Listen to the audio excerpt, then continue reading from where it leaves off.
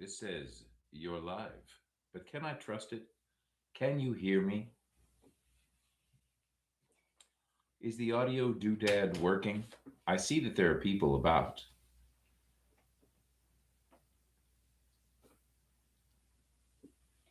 It's nice. I realize that this is a red that is not quite the same as my. Okay, Oh, yes. is it working? You can Yep, hear me? it's All right. working. Caller, could you turn your radio down, please? Uh, all right. Hey, hi. It's 6:57. So I'm going to linger for a moment before we begin on this. This is, I guess, technically Christmas Carol Eve because tomorrow is the anniversary of the date of publication. Uh, so we've got that going for us. I have my trusty copy that I've had since 1980, when I was about 11 or 12. It is in reasonable shape, although you can see the cardboard sticking through here. Uh, with the Arthur Rackham illustrations, which I know are not the originals, but they're awful darn good. 1915, those are. So a while after, because the book is what, 1843. It's got my bookmarks in it that live in it. Which one of them, I used to feel bad about this, but it was left behind by someone in a library book, and I kept it. It's a little Rosemary Wells deal. Yeah.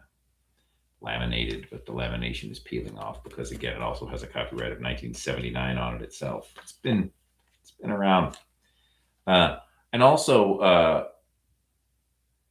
I don't know if you know this, Abigail, but a Rock City ticket stub for when we were on our way home from our honeymoon, which we did a week before we got married. Sort of. Anyway, it's unimportant.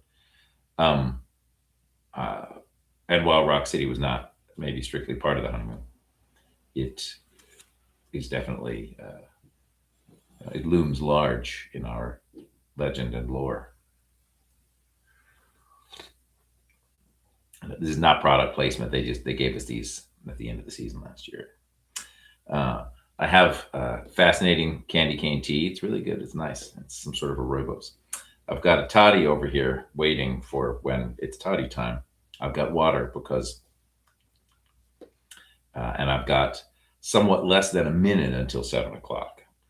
So I understand the theatrical necessity of not really starting until you say you're starting. Every year I say to myself that I'm going to plan something interesting for this little, pre-show bit while I log on and wait for everyone to arrive. But I say that right after I'm done with it the first time instead of, you know, when I begin. And in the year in between, I utterly forget how YouTube Live works because this is not a part of my life.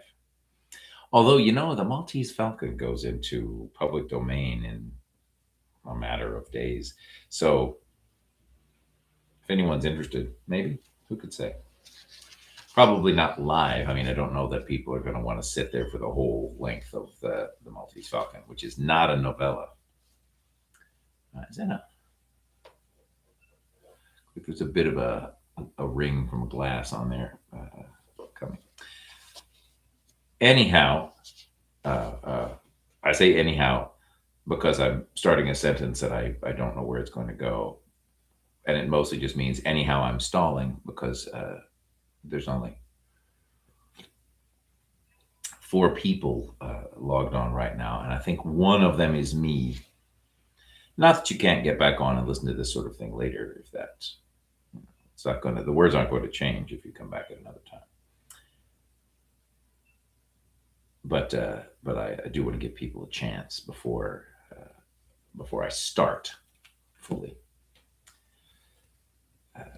I am particularly fond. People, you see the Rackham pictures, kind of famously. I know the dust cover of this one, which still survives up there on the shelf, is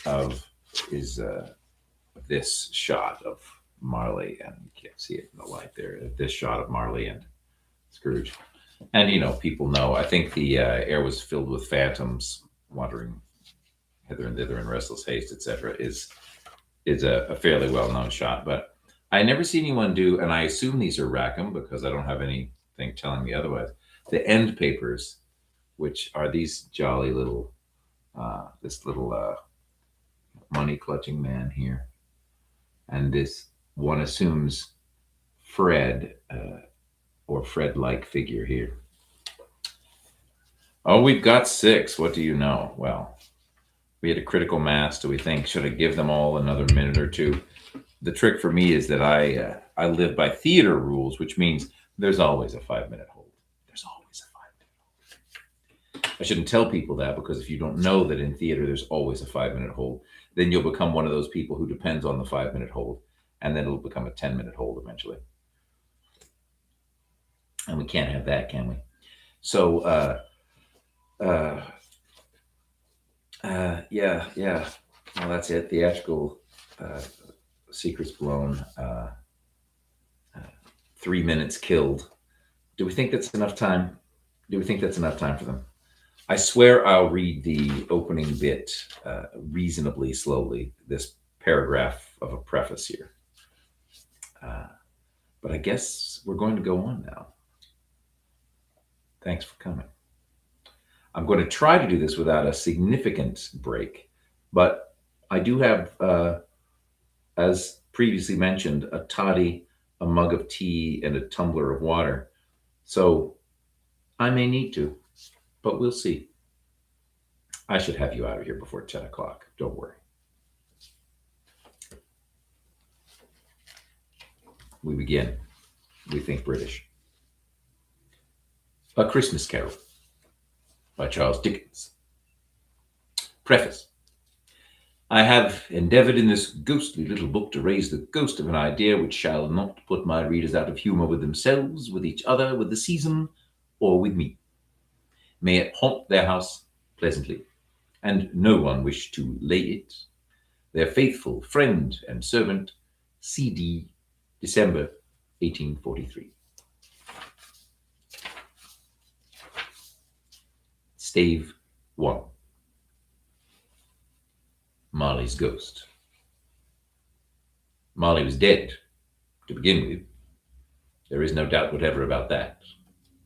The register of his burial was signed by the clergyman, the clerk, the undertaker, and the chief mourner. Scrooge signed it, and Scrooge's name was good upon change for anything he chose to put his hand to. Old Marley was as dead as a doornail. Mind, I don't mean to say that I know of my own knowledge what there is particularly dead about a doornail. I might have been inclined myself to regard a coffin nail as the deadest piece of ironmongery in the trade, but the wisdom of our ancestors is in the simile, and my unhallowed hand shall not disturb it, so the country's done for. You will therefore permit me to repeat emphatically that Marley was as dead as a doornail. Scrooge knew he was dead, of course he did. How could it be otherwise? Scrooge and he were partners for I don't know how many years. Scrooge was his sole executor, his sole administrator, his sole assign, his sole residuary legatee, his sole friend and sole mourner. And even Scrooge was not so dreadfully cut up by the sad event, but that he was an excellent man of business on the very day of the funeral, and solemnized it with an undoubted bargain. The mention of Marley's funeral brings me back to the point I started from. There is no doubt that Marley was dead. This must be distinctly understood, and nothing wonderful can come of the story I am going to relate. We were not perfectly convinced that Hamlet's father died before the play began. There would be nothing more remarkable in his taking a stroll at night in an easterly wind upon his own ramparts than there would be in any other middle-aged gentleman rashly turning out after dark in a breezy spot, say St. Paul's churchyard, for instance, literally to astonish his son's weak mind. Scrooge never painted out old Marley's name. There it stood, years afterwards, above the warehouse door. Scrooge and Marley. The firm was known as Scrooge and Marley. Sometimes people knew to the business called Scrooge, and sometimes Marley, but he answered to both names. It was all the same to him. Oh, but he was a tight-fisted hand at the grindstone, Scrooge, a squeezing, wrenching, grasping, scraping, clutching, covetous old sinner, hard and sharp as flint from which no steel had ever struck out, generous fire, secret and self-contained, and solitary as an oyster. The cold within him froze his old features, nipped his pointed nose, shriveled his cheek, stiffened his gait, made his eyes red, his thin lips blue. and spoke out shrewdly in his grating voice. A frosty rime was on his head and on his eyebrows and his wiry chin. He carried his own low temperature always about with him. He iced his office in the dog days and didn't thaw it 1 degree at Christmas. External heat and cold had little influence on Scrooge. No warmth could warm, no wintry weather chill him. No wind that blew was bitterer than he. No falling snow was more intent upon its purpose. No pelting rain less open to entreaty. Foul weather didn't know where to have him. The heaviest rain and snow and hail and sleet could boast of the advantage over him in only one respect. They often came down handsomely. Scrooge never did. Nobody ever stopped him in the street to say with gladsome looks, "My dear Scrooge, how are you? When will you come and see me?"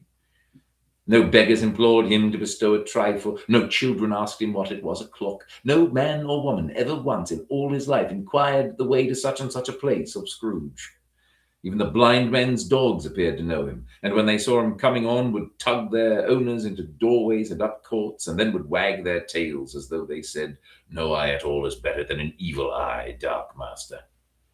But what did Scrooge care? It was the very thing he liked, to edge his way along the crowded paths of life, warning all human sympathy to keep its distance, was what the knowing ones call nuts to Scrooge. Once upon a time, of all the good days in the year, upon Christmas Eve, Old Scrooge sat busy in his counting house. It was cold, bleak, biting weather, foggy withal, and he could hear the people in the court outside go wheezing up and down, beating their hands upon their breasts and stamping their feet upon the pavement stones to warm them. The city clocks had only just gone 3, but it was quite dark already. It had not been light all day, and candles were flaring in the windows of the neighboring offices like ruddy smears upon the palpable brown air. The fog came pouring in at every chink and keyhole, and was so dense without that, although the court was of the narrowest, the houses opposite were mere phantoms. To see the dingy cloud come drooping down, obscuring everything, one might have thought that nature lived hard by and was brewing on a large scale. The door of Scrooge's counting house was open, that he might keep his eye upon his clerk, who in a dismal little cell beyond, a sort of tank, was copying letters. Scrooge had a very small fire, but the clerk's fire was so very much smaller that it looked like one coal. But he couldn't replenish it, for Scrooge kept the coal box in his own room, and so surely as the clerk came in with the shovel, the master predicted that it would be necessary for them to part. Therefore the clerk put on his white comforter and tried to warm himself with a candle, in which effort, not being a man of strong imagination, he failed. "A Merry Christmas, Uncle! God save you!" cried a cheerful voice. It was the voice of Scrooge's nephew, who came upon him so quickly that this was the first intimation he had of his approach. "Bah!" said Scrooge. "Humbug!" He had so heated himself with rapid walking in the fog and frost, this nephew of Scrooge's, that he was all in a glow. His face was ruddy and handsome, his eyes sparkled, and his breath smoked again. "Christmas a humbug, Uncle," said Scrooge's nephew. "You don't mean that, I am sure." "I do," said Scrooge. "Merry Christmas." "What right have you to be merry? What reason have you to be merry? You're poor enough." "Come then," returned the nephew gaily. "What right have you to be dismal? What reason have you to be morose? You're rich enough." Scrooge, having no better answer, ready on the spur of the moment, said "Bah!" again, and followed it up with "Humbug." "Don't be cross, Uncle," said the nephew. "What else can I be?" returned the uncle, "when I live in such a world of fools as this? Merry Christmas. Out upon Merry Christmas. What's Christmas time to you but a time for paying bills without money? A time for finding yourself a year older and not an hour richer? A time for balancing your books and having every item in them through a round dozen of months presented dead against you? If I could work my will," said Scrooge indignantly, "every idiot who goes about with Merry Christmas on his lips should be boiled with his own pudding and buried with a stake of holly through his heart. He should." "Uncle," pleaded the nephew. "Nephew," returned the uncle sternly, "keep Christmas in your own way and let me keep it in mine." "Keep it?" repeated Scrooge's nephew. "But you don't keep it." "Let me leave it alone then," said Scrooge. "Much good may it do you, much good it has ever done you." "There are many things from which I might have derived good, by which I have not profited, I dare say," returned the nephew. "Christmas among the rest. But I am sure I've always thought of Christmas time when it has come round, apart from the veneration due to its sacred name and origin, if anything belonging to it can be apart from that, as a good time, a kind, forgiving, charitable, pleasant time, the only time I know of in the long calendar of the year, when men and women seem by one consent to open their shut-up hearts freely, and to think of people below them as if they really were fellow passengers to the grave, and not another race of creatures bound on other journeys. And therefore, uncle, though it has never put a scrap of gold or silver in my pocket, I believe that it has done me good, and will do me good, and I say, God bless it. The clerk in the tank involuntarily applauded. Becoming immediately sensible of the impropriety, he poked the fire and extinguished the last frail spark forever. Let me hear another sound from you, said Scrooge, and you'll keep your Christmas by losing your situation. You're quite a powerful speaker, sir, he added, turning to his nephew. I wonder you don't go into Parliament. Don't be angry, uncle. Come, dine with us tomorrow. Scrooge said that he would see him. Yes, indeed he did. He went the whole length of the expression and said that he would see him in that extremity first. But why? Cried Scrooge's nephew. Why? Why did you get married? Said Scrooge.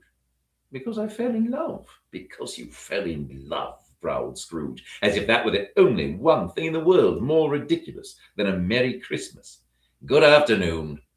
Nay, uncle, but you never came to see me before that happened. Why give it as a reason for not coming now? Good afternoon, said Scrooge. I want nothing from you. I ask nothing of you. Why cannot we be friends? Good afternoon, said Scrooge. I am sorry, with all my heart, to find you so resolute.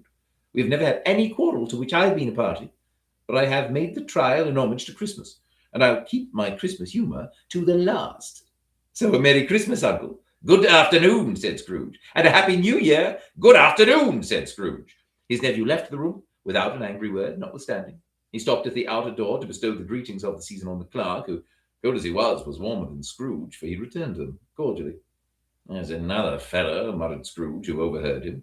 My clerk with 15 shillings a week and a wife and family, talking about a Merry Christmas. I'll retire to Bedlam. This lunatic, in letting Scrooge's nephew out, had let two other people in. They were portly gentlemen, pleasant to behold, and now stood with their hats off in Scrooge's office. They had books and papers in their hands, and bowed to him. Scrooge and Marley's, I believe, said one of the gentlemen, referring to his list. Have I the pleasure of addressing Mr. Scrooge or Mr. Marley? Mr. Marley has been dead these 7 years, Scrooge replied. He died 7 years ago this very night. We have no doubt his liberality is well represented by his surviving partner, said the gentleman, presenting his credentials. It certainly was, for they had been two kindred spirits. At the ominous word liberality, Scrooge frowned and shook his head and handed the credentials back. At this festive season of the year, Mr. Scrooge, said the gentleman, taking up a pen, it is more than usually desirable that we should make some slight provision for the poor and destitute, who suffer greatly at the present time. Many thousands are in want of common necessaries. Hundreds of thousands are in want of common comforts, sir. Are there no prisons? Asked Scrooge. Plenty of prisons, said the gentleman, laying down the pen again. And the union workhouses? Demanded Scrooge. Are they still in operation? They are still, returned the gentleman. I wish I could say they were not. The treadmill and the poor law are in full vigour, then? Said Scrooge. Both very busy, sir. Oh, I was afraid from what you said at first that something had occurred to stop them in their useful cause, said Scrooge. I am very glad to hear it. Under the impression that they scarcely furnish Christian cheer of mind or body to the multitude, returned the gentleman. A few of us are endeavouring to raise a fund, to buy the poor some meat and drink, and means of warmth. We choose this time because it is a time of all others when want is keenly felt, and abundance rejoices. What shall I put you down for? Nothing, Scrooge replied. You wish to be anonymous? I wish to be left alone, said Scrooge. Since you ask me what I wish, gentlemen, that is my answer. I don't make merry myself at Christmas, and I can't afford to make idle people merry. I help to support the establishments I have mentioned. They cost enough, and those who are badly off must go there. Many can't go there, and many would rather die. If they would rather die, said Scrooge, they had better do it and decrease the surplus population. Besides, I don't know, excuse me, I don't know that. But you might know it, observed the gentleman. It's not my business, Scrooge returned. It's enough for a man to understand his own business and not to interfere with other people's. Mine occupies me constantly. Good afternoon, gentlemen. Seeing clearly that it would be useless to pursue their point, the gentleman withdrew. Scrooge resumed his labours with an improved opinion of himself, and in a more facetious temper than was usual with him. Meanwhile, the fog and darkness thickened. People ran about with flaring links, proffering their services to go before horses in carriages and conduct them on their way. The ancient tower of a church, whose gruff old bell was always peeping slyly down at Scrooge out of a Gothic window in the wall, became invisible, and struck the hours and quarters in the clouds with tremulous vibrations afterwards, as if its teeth were chattering in its frozen head up there. The cold became intense.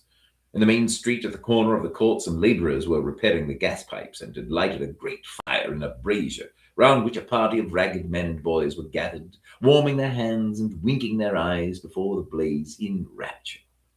The water plug being left in solitude, its overflowings suddenly congealed and turned to misanthropic ice. The brightness of the shops, where holly sprigs and berries crackled in the lamp heat of the windows, made pale faces ruddy as they passed. Poulterers' and grocers' trades became a splendid joke, a glorious pageant with which it was next to impossible to believe that such dull principles as bargain and sale had anything to do.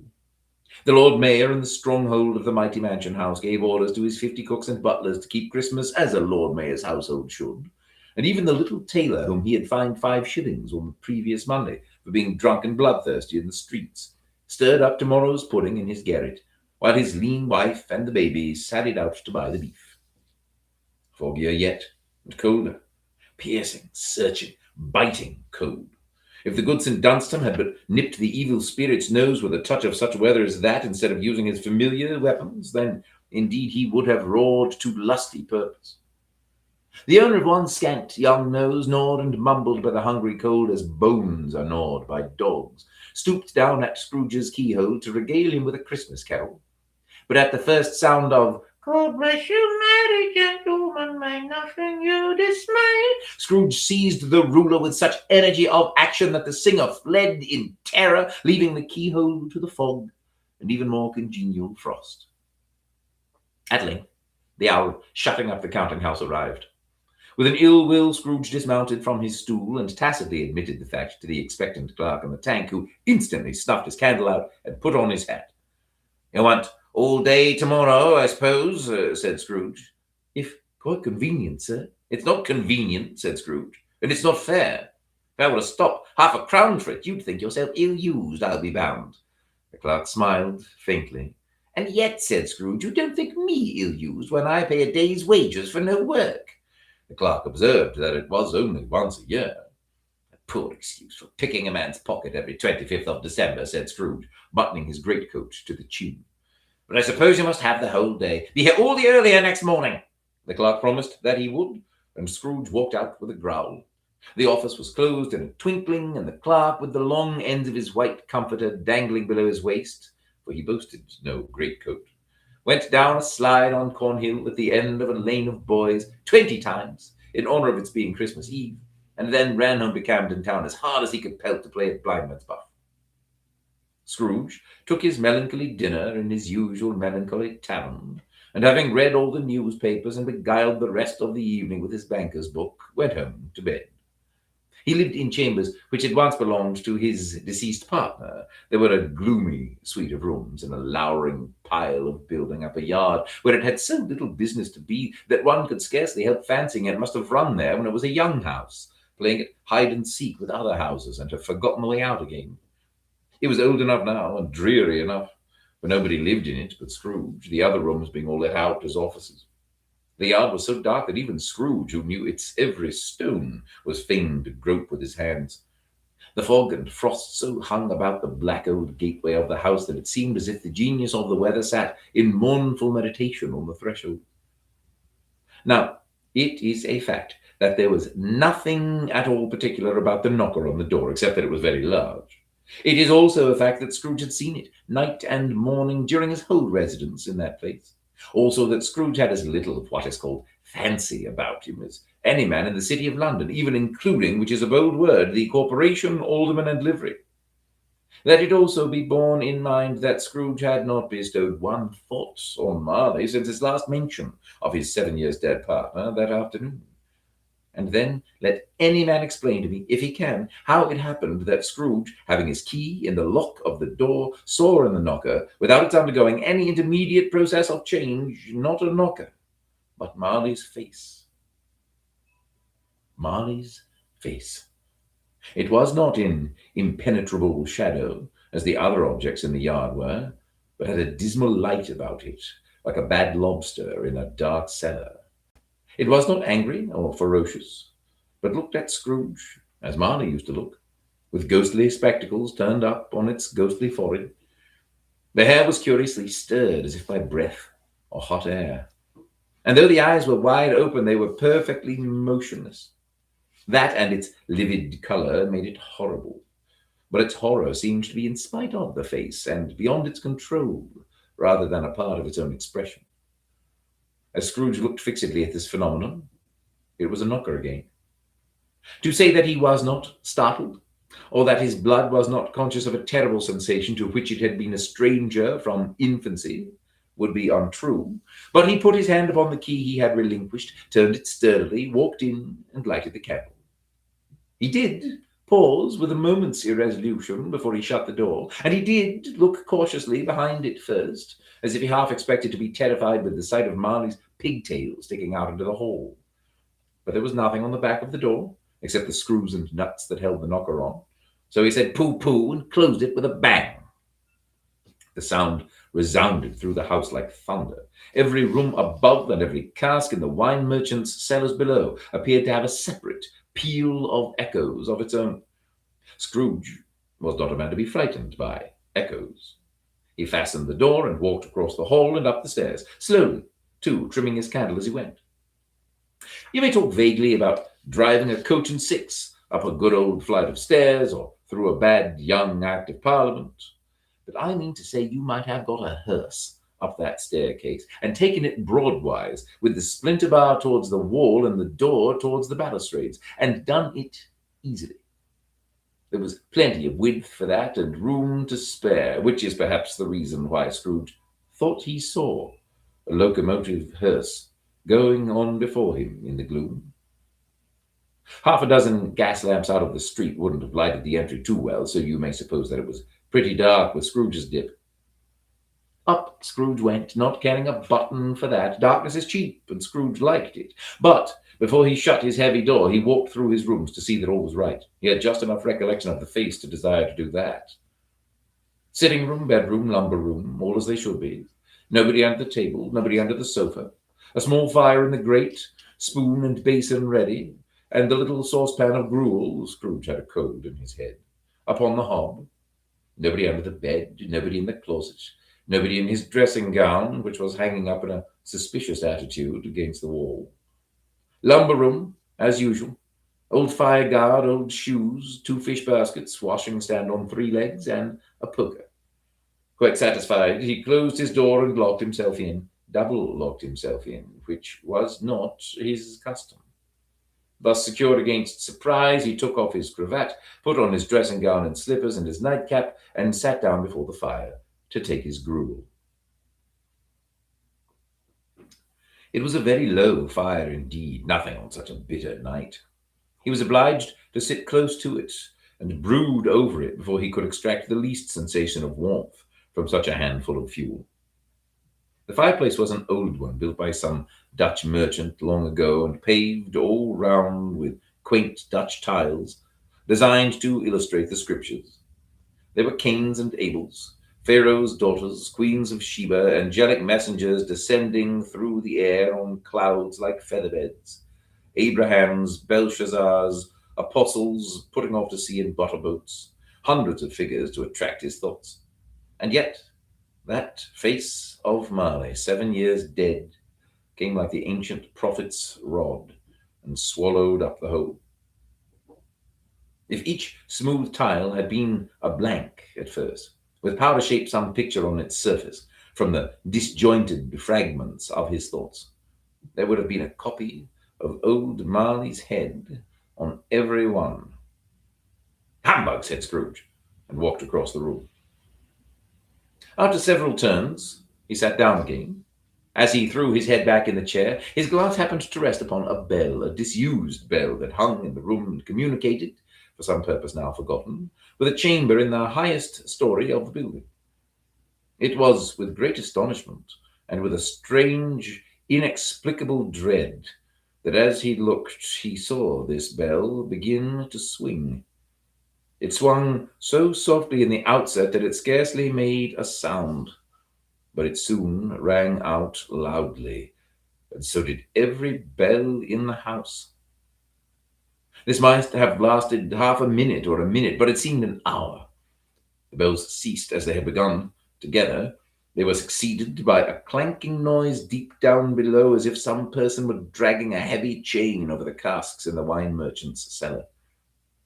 Scrooge then remembered to have heard that ghosts in haunted houses were described as dragging chains. The cellar door flew open with a booming sound, and then he heard the noise much louder on the floors below. Then coming up the stairs, then coming straight towards his door. "It's humbug still," said Scrooge. "I won't believe it." His colour changed, though, when without a pause it came on through the heavy door and passed into the room before his eyes. Upon its coming in, the dying flame leaped up as though it cried, "I know him, Marley's ghost," and fell again. The same face, the very same. Marley, in his pigtail, usual waistcoat, tights, and boots.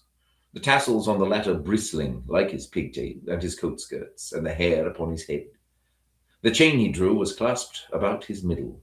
It was long and wound about him like a tail, and it was made, for Scrooge observed it closely, of cash boxes, keys, padlocks, ledgers, deeds, and heavy purses wrought in steel. His body was transparent, so that Scrooge, observing him and looking through his waistcoat, could see the two buttons on his coat behind. Scrooge had often heard it said that Marley had no bowels, but he had never believed it until now. No, nor did he believe it even now, though he looked on the phantom through and saw it standing before him, though he felt the chilling influence of its death-cold dyes and marked the very texture of the folded kerchief bound about its head and chin, which wrapper he had not observed before. He was still incredulous and fought against his senses. "How now," said Scrooge, caustic and cold as ever. "What do you want with me?" Much. Marley's voice, no doubt about it. "Who are you?" Ask me who I was. "Who were you, then?" said Scrooge, raising his voice. "You're particular for a shade." He was going to say to a shade, but substituted this as more appropriate. In life, I was your partner, Jacob Marley. Can you sit down?" asked Scrooge, looking doubtfully at him. I can. "Do it then." Scrooge asked the question because he didn't know whether a ghost so transparent might find himself in a condition to take a chair, and felt that in the event of its being impossible, it might involve the necessity of an embarrassing explanation. But the ghost sat down on the opposite side of the fireplace, as if he were quite used to it. You don't believe in me, observed the ghost. "I don't," said Scrooge. What evidence would you have of my reality beyond that of your own senses? "I don't know," said Scrooge. Why do you doubt your senses? "Because," said Scrooge, "a little thing affects them. A slight disorder of the stomach makes them cheats. You may be an undigested bit of beef, a blot of mustard, a crumb of cheese, a fragment of an underdone potato. There's more of gravy than of grave about you, whatever you are." Scrooge was not much in the habit of cracking jokes, nor did he feel in his heart by any means waggish then. The truth is that he tried to be smart as a means of distracting his own attention and keeping down his terror, for the spectre's voice disturbed the very marrow in his bones. To sit staring at those fixed, glazed eyes in silence for a moment would play Scrooge felt the very deuce with him. There was something very awful, too, in the spectre's being provided with an infernal atmosphere of his own. Scrooge could not feel it himself, but this was clearly the case, for though the ghost sat perfectly motionless, its hair and skirts and tassels were still agitated as by the hot vapor from an oven. "You see this toothpick," said Scrooge, returning quickly to the charge for the reason just assigned, and wishing, though it were only for a second, to divert the vision's stony gaze from himself. I do, replied the ghost. "You are not looking at it," said Scrooge. But I see it, said the ghost, notwithstanding. "Well, returned Scrooge. I have but to swallow this and be for the rest of my days persecuted by a legion of goblins, all of my own creation. Humbug, I tell you, humbug! At this the spirit raised a fearful cry and shook its chain with such a dismal and appalling noise that Scrooge held on tight to his chair to save himself from falling in a swoon. But how much greater was his horror when the phantom, taking off the bandage round his head as if it were too warm to wear indoors, its lower jaw dropped down upon its breast. Scrooge fell upon his knees and clasped his hands before his face. Mercy, he said, dreadful apparition, why do you trouble me? Man of the worldly mind, replied the ghost, do you believe in me or not? I do, said Scrooge, I must. But why do spirits walk the earth? And why do they come to me? It is required of every man, the ghost returned, that the spirit within him should walk abroad among his fellow men, and travel far and wide. And if that spirit goes not forth in life, it is condemned to do so after death. It is doomed to wander through the world. Oh, woe is me! And witness what it cannot share, but might have shared on earth, and turned to happiness. Again the spectre raised a cry, and shook its chain, and wrung its shadowy hands. You are fettered, said Scrooge, trembling. Tell me why? I wear the chain I forged in life, replied the ghost. I made it link by link, and yard by yard. I girded it on of my own free will, and of my own free will I wore it. Is its pattern strange to you? Scrooge trembled more and more. Or would you know, pursued the ghost, the weight and length of the strong coil you bear yourself? It was full, as heavy, and as long as this 7 Christmas Eves ago. You have labored on it since. It is a ponderous chain. Scrooge glanced about him on the floor in the expectation of finding himself surrounded by some 50 or 60 fathoms of iron cable, but he could see nothing. Jacob, he said imploringly, oh, Jacob Marley, tell me more. Speak comfort to me, Jacob.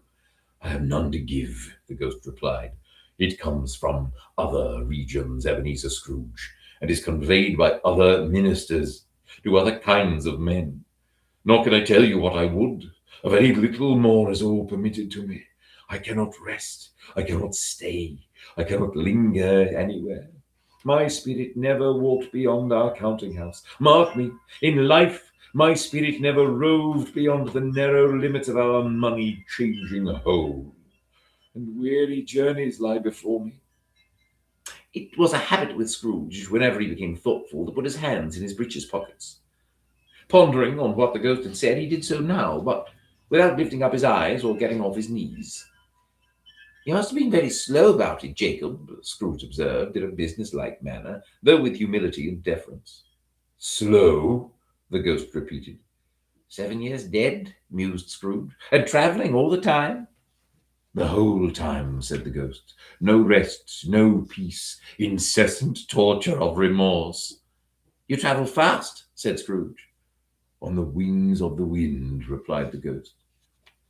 You might have got over a great quantity of ground in 7 years, said Scrooge.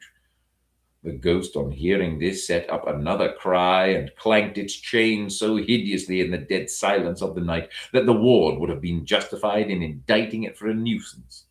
Oh, captive, bound and double-ironed, cried the phantom, not to know that ages of incessant labor by immortal creatures for this earth must pass into eternity before the good of which it is susceptible is all developed. Not to know that any Christian spirit working kindly in its little sphere, whatever it may be, will find its mortal life too short for its vast means of usefulness. Not to know that no space of regret can make amends for one life's opportunities misused. Yet such was I. Oh, such was I. But you were always a good man of business, Jacob, faltered Scrooge, who now began to apply this to himself. Business, cried the ghost, wringing its hands again. Mankind was my business. The common welfare was my business. Charity, mercy, forbearance, and benevolence were all my business. The dealings of my trade were but a drop of water in the comprehensive ocean of my business. It held up its chain at arm's length as if that were the cause of all its unavailing grief, and flung it heavily upon the ground again. At this time of the rolling year, the spectre said, I suffer most. Why did I walk through crowds of fellow beings with my eyes turned down, and never raise them to that blessed star which led the wise men to a poor abode? Were there no poor homes to which its light would have conducted me?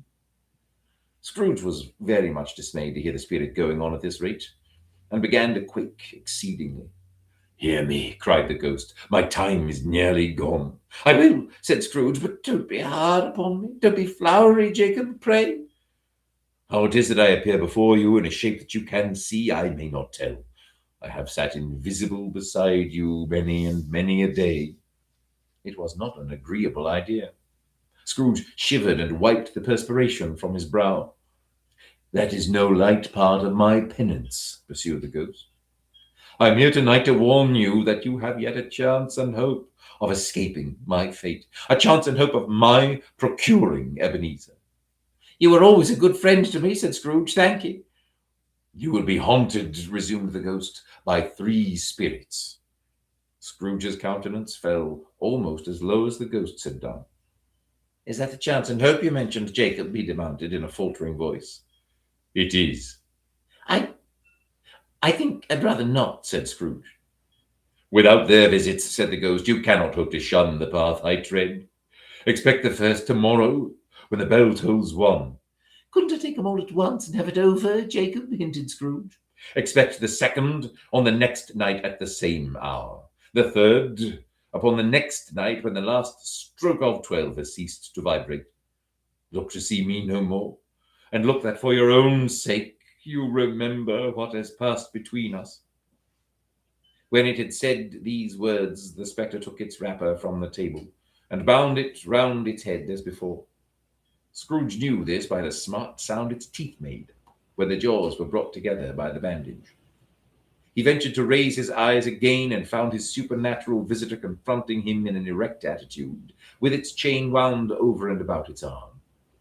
The apparition walked backward from him, and at every step it took, the window raised itself a little, so that when the spectre reached it, it was wide open. It beckoned Scrooge to approach, which he did. When they were within 2 paces of each other, Marley's ghost held up its hand, warning him to come no nearer. Scrooge stopped, not so much in obedience as in surprise and fear.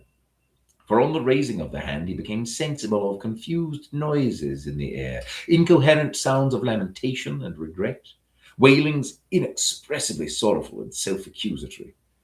The spectre, after listening for a moment, joined in the mournful dirge and floated out upon the bleak, dark night. Scrooge followed to the window, desperate in his curiosity. He looked out. The air was filled with phantoms wandering hither and thither in restless haste, and moaning as they went. Every one of them wore chains like Marley's ghost. Some few, they might be guilty governments, were linked together. None were free. Many had been personally known to Scrooge and their lives. He had been quite familiar with one old ghost in a white waistcoat, with a monstrous iron safe attached to its ankle, who cried piteously at being unable to assist a wretched woman with an infant whom it saw below upon a doorstep. The misery with them all was, clearly, that they sought to interfere for good in human matters, and had lost the power forever. Whether these creatures faded into mist, or mist enshrouded them, he could not tell. But they and their spirit voices faded together, and the night became as it had been when he walked home. Scrooge closed the window and examined the door by which the ghost had entered. It was double locked, as he had locked it with his own hands, and the bolts were undisturbed. He tried to say humbug, but stopped at the first syllable. And being, from the emotions he had undergone, or the fatigues of the day, or his glimpse of the invisible world, or the dull conversation of the ghost, or the lateness of the hour, much in need of repose, went straight to bed without undressing, and fell asleep upon the instant.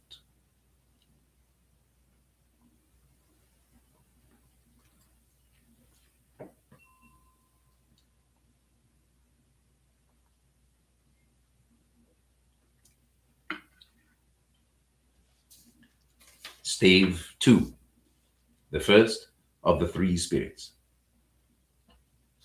When Scrooge awoke, it was so dark that looking out of bed he could scarcely distinguish the transparent window from the opaque walls of his chamber. He was endeavoring to pierce the darkness with his ferret eyes when the chimes of a neighboring church struck the 4 quarters. So he listened for the hour.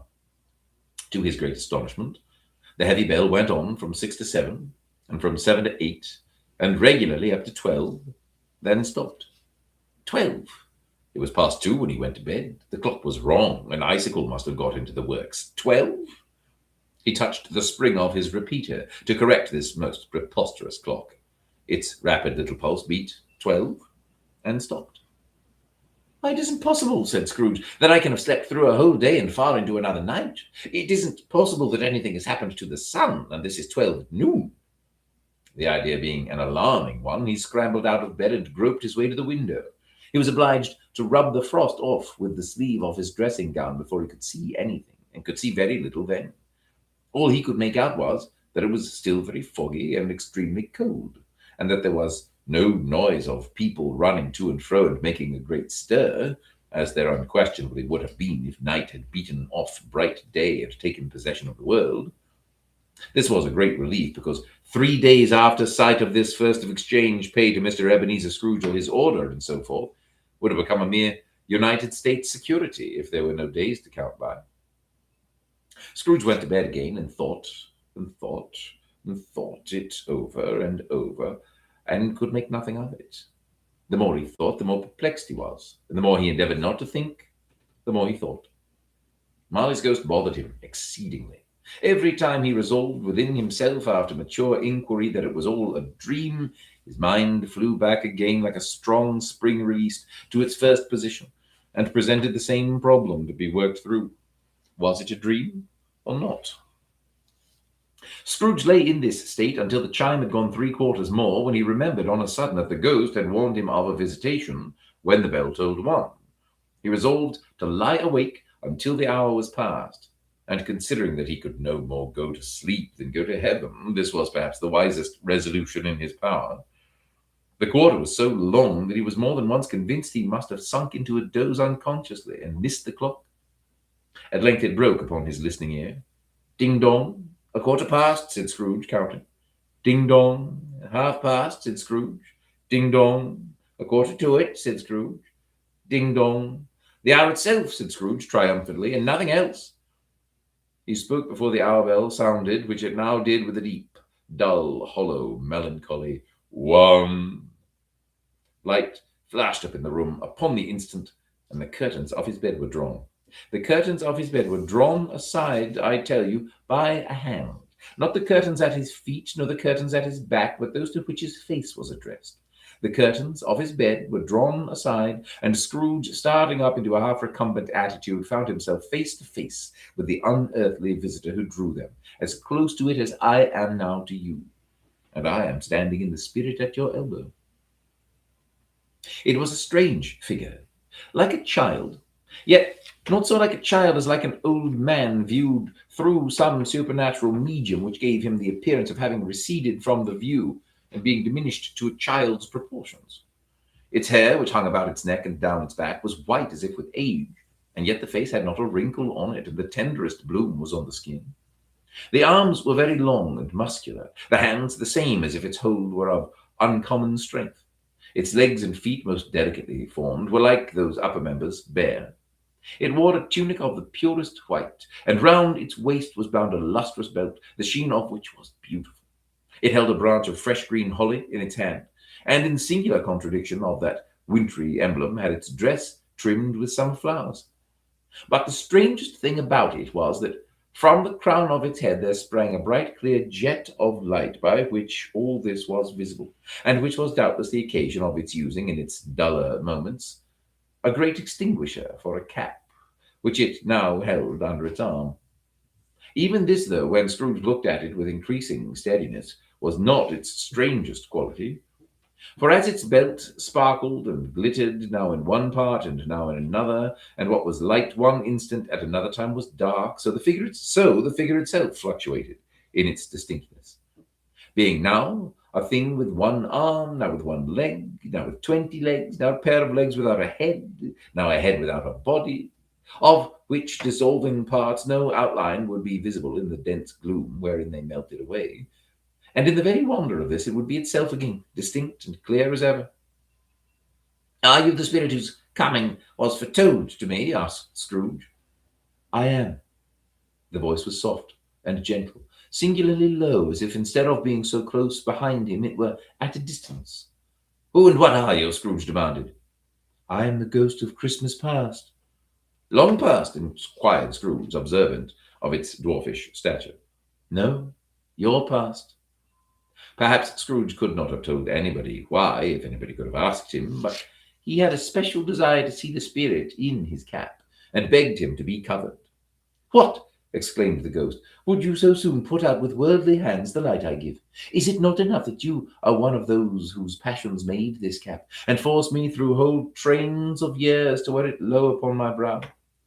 Scrooge reverently disclaimed all intention to offend, or any knowledge of having wilfully bonneted the spirit at any period of his life.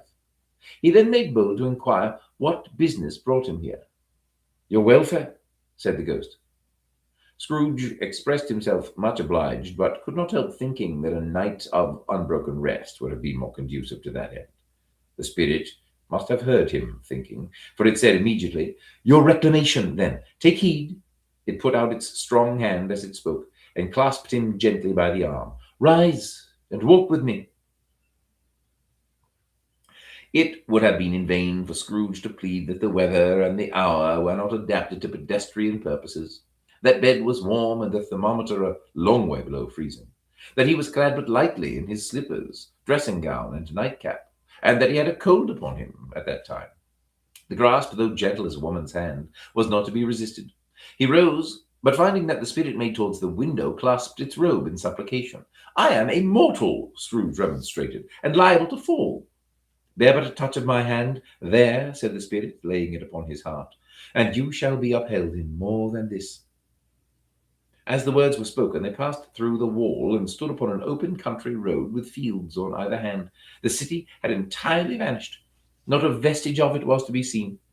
The darkness and the mist had vanished with it, for it was a clear, cold winter day with snow upon the ground.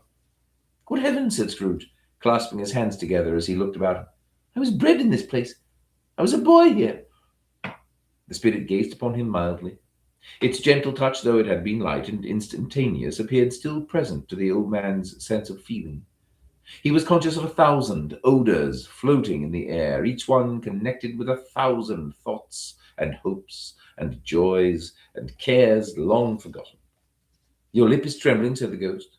And what is that upon your cheek? Scrooge muttered with an unusual catching in his voice that it was a pimple, and begged the ghost to lead him where he would. You recollect the way? Inquired the spirit. Remember it, cried Scrooge with fervour. I could walk it blindfold. Strange to have forgotten it for so many years, observed the ghost. Let us go on. They walked along the road, Scrooge recognizing every gate and post and tree, until a little market town appeared in the distance, with its bridge, its church, and winding river. Some shaggy ponies now were seen trotting towards them, with boys upon their backs who called to other boys in country gigs and carts, driven by farmers. All these boys were in great spirits, and shouted to each other until the broad fields were so full of merry music that the crisp air laughed to hear it. These are but shadows of the things that have been, said the ghost.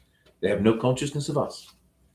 The jocund travellers came on, and as they came, Scrooge knew and named them every one. Why was he rejoiced beyond all bounds to see them? Why did his cold eye glisten and his heart leap up as they went past? Why was he filled with gladness when he heard them give each other Merry Christmas as they parted at crossroads and byways for their several homes? What was Merry Christmas to Scrooge? Out upon Merry Christmas! What good had it ever done to him? The school is not quite deserted, said the ghost. A solitary child neglected by his friends is left there still. Scrooge said he knew it, and he sobbed. They left the high road by a well-remembered lane and soon approached a mansion of dull red brick with a little weathercock-surmounted cupola on the roof and a bell hanging in it. It was a large house, but one of broken fortunes, for the spacious offices were little used, their walls were damp and mossy, their windows broken and the gates decayed. Fowls clucked and strutted at the stables, and the coach houses and sheds were overrun with grass. Nor was it more retentive of its ancient state within, for entering the dreary hall and glancing through the opened doors of many rooms, they found them poorly furnished, cold, and vast. There was an earthy savour in the air, a chilly bareness in the place, which associated itself somehow with too much getting up by candlelight and not too much to eat.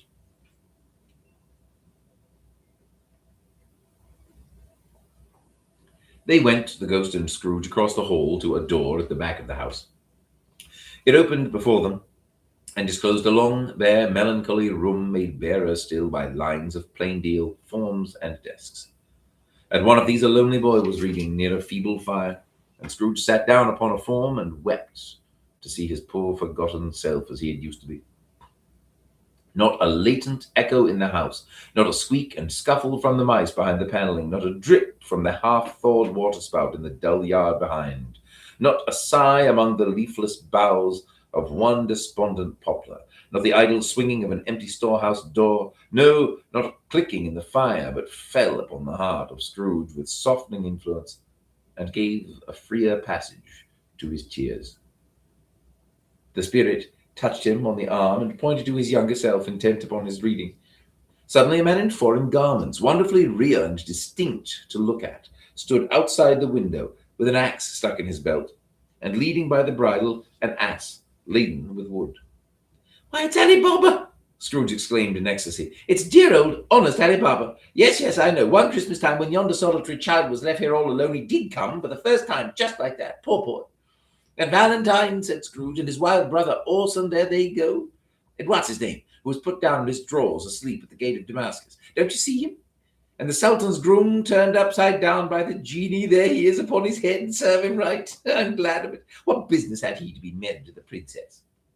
To hear Scrooge expending all the earnestness of his nature on such subjects, in a most extraordinary voice between laughing and crying, and to see his heightened and excited face, would have been a surprise to his business friends in the city, indeed. "There's the parrot!" cried Scrooge. "Green body and yellow tail, with a thing like a lettuce growing out of the top of his head. There he is. Poor Robin Crusoe, he called him, when he came home again after sailing round the island. Poor Robin Crusoe! Where have you been, Robin Crusoe?" The man thought he was dreaming, but he wasn't. He was the parrot, you know. There goes Friday, running for his life to the little creek. Hello! Whoop! Hello! Then, with a rapidity of transition very foreign to his usual character, he said in a pity for his former self, "Poor boy," and cried again. "I wish," Scrooge muttered, putting his hand in his pocket and looking about him after drying his eyes with his cuff. "But it's too late now." "What is the matter?" asked the spirit. "Nothing," said Scrooge. "Nothing. There was a boy singing a Christmas carol at my door last night. I should like to have given him something, that's all." The ghost smiled thoughtfully and waved its hand, saying as it did so, "Let us see another Christmas." Scrooge's former self grew larger at the words, and the room became a little darker and more dirty. The panels shrunk, the windows cracked, fragments of plaster fell out of the ceiling, and the naked lats were shown instead. But how all this was brought about, Scrooge knew no more than you do. He only knew that it was quite correct, that everything had happened so, that there he was, alone again when all the other boys had gone home for the jolly holidays. He was not reading now, but walking up and down despairingly. Scrooge looked at the ghost, and with a mournful shaking of his head glanced anxiously toward the door. It opened, and a little girl, much younger than the boy, came darting in and putting her arms about his neck and often kissing him, addressed him as her "Dear, dear brother, I have come to bring you home, dear brother," said the child, clapping her tiny hands and bending down to laugh. "To bring you home, home, home." "Home, little fan," returned the boy. "Yes," said the child, brimful of glee. "Home for good and all, home for ever and ever. Father is so much kinder than he used to be, that home's like heaven. He spoke so gently to me one dear night when I was going to bed, that I was not afraid to ask him once more if you might come home. And he said, yes, you should, and sent me in a coach to bring you. And you're to be a man," said the child, opening her eyes. and are never to come back here. But first we're to be together all the Christmas long and have the merriest time in all the world." "You are quite a woman, little Fan," exclaimed the boy. She clapped her hands and laughed and tried to touch his head, but being too little, laughed again and stood on tiptoe to embrace him. Then she began to drag him in her childish eagerness towards the door, and he, nothing loath to go, accompanied her.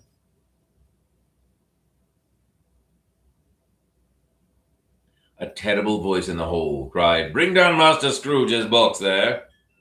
And in the hall appeared the schoolmaster himself, who glared on Master Scrooge with a ferocious condescension and threw him into a dreadful state of mind by shaking hands with him. He then conveyed him and his sister into the veriest old well of a shivering best parlour that ever was seen, where the maps upon the wall and the celestial and terrestrial globes in the windows were waxy with cold. Here he produced a decanter of curiously light wine and a block of curiously heavy cake, and administered installments of those dainties to the young people, and at the same time sending out a meagre servant to offer a glass of something to the postboy, who answered that he thanked the gentleman, but if it was the same tap he had tasted before, he had rather not. Master Scrooge's trunk being by this time tied on to the top of the chaise, the children bade the schoolmaster good-bye right willingly, and getting into it, drove gaily down the garden sweep, the quick wheels dashing the hoarfrost and snow from off the dark leaves of the evergreens like spray. "Always a delicate creature whom a breath might have withered," said the ghost, "but she had a large heart." "So she had," cried Scrooge. "You're right. I will not gainsay its spirit. God forbid." "She died a woman," said the ghost, "and had, as I think, children?" "One child," Scrooge returned. "True," said the ghost. "Your nephew?" Scrooge seemed uneasy in his mind, and answered briefly, "Yes." Although they had but that moment left the school behind them, they were now in the busy thoroughfares of a city, where shadowy passengers passed and repassed, where shadowy carts and coaches battled for the way, and all the strife and tumult of a real city were. It was made plain enough by the dressing of the shops that here too it was Christmas time again, but it was evening, and the streets were lighted up.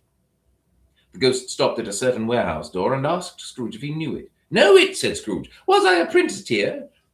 They went in. At sight of an old gentleman in a Welsh wig, sitting behind such a high desk that if he had been 2 inches taller he must have knocked his head against the ceiling, Scrooge cried in great excitement, "Why, it's old Fezziwig! Bless his heart, it's Fezziwig alive again!" Old Fezziwig laid down his pen and looked up at the clock which pointed to the hour of 7. He rubbed his hands, adjusted his capacious waistcoat, laughed all over himself from his shoes to his organ of benevolence, and called out in a comfortable, oily, rich, fat, jovial voice, "Yo-ho there, Ebenezer, Dick!" Scrooge's former self, now grown a young man, came briskly in, accompanied by his fellow apprentice. "Dick Wilkins, to be sure," said Scrooge to the ghost. "Bless me, yes, there he is. He was very much attached to me, was Dick." Poor Dick. Dear, dear. "You're home, my boys," said Fezziwig. "No more work tonight. Christmas Eve, Dick. Christmas Ebenezer. Let's have the shutters up," cried old Fezziwig with a sharp clap of his hands, "before a man can say Jack Robinson." You wouldn't believe how those two fellows went at it. They charged into the street with the shutters, 1, 2, 3, had 'em up in their places, 4, 5, 6, barred 'em and pinned 'em, 7, 8, 9, and came back before you could have got to 12, panting like racehorses. "Hilly-ho!" cried old Fezziwig, skipping down from the high desk with wonderful agility. "Clear away, my lads, and let's have lots of room here. Hilly-ho, Dick! Cheer up, Ebenezer!" Cleared away. There was nothing they wouldn't have cleared away, or couldn't have cleared away with old Fezziwig looking on. It was done in a minute. Every movable was packed off as if it were dismissed from public life forevermore. The floor was swept and watered, the lamps were trimmed, fuel was heaped upon the fire, and the warehouse was as snug and warm and dry and bright a ballroom as you would desire to see upon a winter's night. In came a fiddler with a music book, and went up to the lofty desk and made an orchestra of it, and tuned like 50 stomach aches. In came Mrs. Fezziwig, one vast, substantial smile. In came the 3 Miss Fezziwigs, beaming and lovable. In came the 6 young followers whose hearts they broke.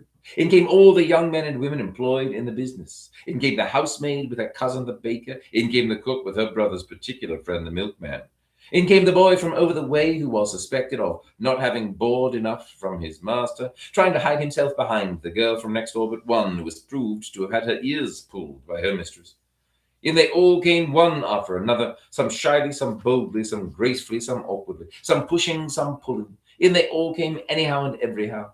Away they all went, 20 couple at once, hands half round and back again, hands half round and back again the other way, down the middle and up again, round and round in various stages of affectionate grouping, old top couple always turning up in the wrong place, new top couple starting off again as soon as they got there, old top couples at last, and not a bottom one to help them.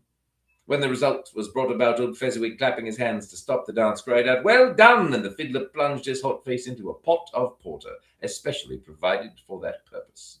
But scorning rest upon his reappearance, he instantly began again, though there were no dancers yet, as if the other fiddler had been carried home exhausted on a shutter, and he were a brand new man resolved to beat him out of sight or perish. There were more dancers, and there were forfeits, and more dancers, and there was cake, and there was negus, and there was a great piece of coiled roast, and there was a great piece of cold boiled, and there were mince pies and plenty of beer. But the great effect of the evening came after the roast and boiled, when the fiddler, an artful dog mind, the sort of man who knew his business better than you or I could have told it him, struck up Sir Roger de Coverley. Then old Fezziwig stood out to dance with Mrs. Fezziwig. Top couple, too, with a good stiff piece of work cut out for them, 3 or 4 and 20 pair of partners, people who were not to be trifled with, people who would dance and had no notion of walking. But if there had been twice as many, 4 times, old Fezziwig would have been a match for them, and so would Mrs. Fezziwig. As to her, she was worthy to be his partner in every sense of the term. If that's not high praise, tell me higher, and I'll use it. A positive light appeared to issue from Fezziwig's calves. They shone in every part of the dance like moons. You couldn't have predicted at any given time what would become of them next. And when old Fezziwig and Mrs. Fezziwig had gone all through the dance, advance and retire, both hands to your partner, bow and curtsy, corkscrew, thread the needle, and back again to your place. Fezziwig cut so deftly that he appeared to wink with his legs, and came upon his feet again without a stagger. When the clock struck 11, this domestic ball broke up. Mr. and Mrs. Fezziwig took their stations, one on either side the door, and shaking hands with every person individually as he or she went out, wished him or her a Merry Christmas.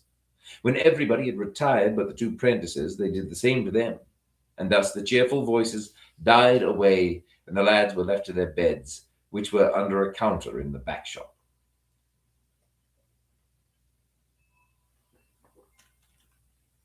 During the whole of this time, Scrooge had acted like a man out of his wits. His heart and soul were in the scene, and with his former self, he corroborated everything, remembered everything, enjoyed everything, and underwent the strangest agitation. It was not until now, when the bright faces of his former self and Dick were turned from them, that he remembered the ghost, and became conscious that it was looking full upon him, while the light upon its head burnt very clear. "A small matter," said the ghost, "to make these silly folks so full of gratitude." "Small!" echoed Scrooge. The spirit signed to him to listen to the 2 apprentices, who were pouring out their hearts in praise of Fezziwig, and when he had done so, said, "Why, is it not? He has spent but a few pounds of your mortal money, 3 or 4 perhaps. Is that so much that he deserves this praise?" "It isn't that," said Scrooge, heated by the remark, and speaking unconsciously like his former, not his latter self. "It isn't that, spirit. He has the power to render us happy or unhappy, to make our service light or burdensome, a pleasure or a toil. Say that his power lies in words and looks, in things so slight and insignificant that it is impossible to add and count them up. What then? The happiness he gives is quite as great as if it cost a fortune." He felt the spirit's glance and stopped. "What is the matter?" asked the ghost. "Nothing particular," said Scrooge. "Something, I think," the ghost insisted. "No," said Scrooge. "No, I should like to be able to say a word or 2 to my clerk just now. That's all." His former self turned down the lamps as he gave utterance to the wish, and Scrooge and the ghost again stood side by side in the open air. "My time grows short," observed the spirit. "Quick." This was not addressed to Scrooge or to anyone whom he could see, but it produced an immediate effect. For again Scrooge saw himself. He was older now, a man in the prime of life. His face had not the harsh and rigid lines of later years, but it had begun to wear the signs of care and avarice.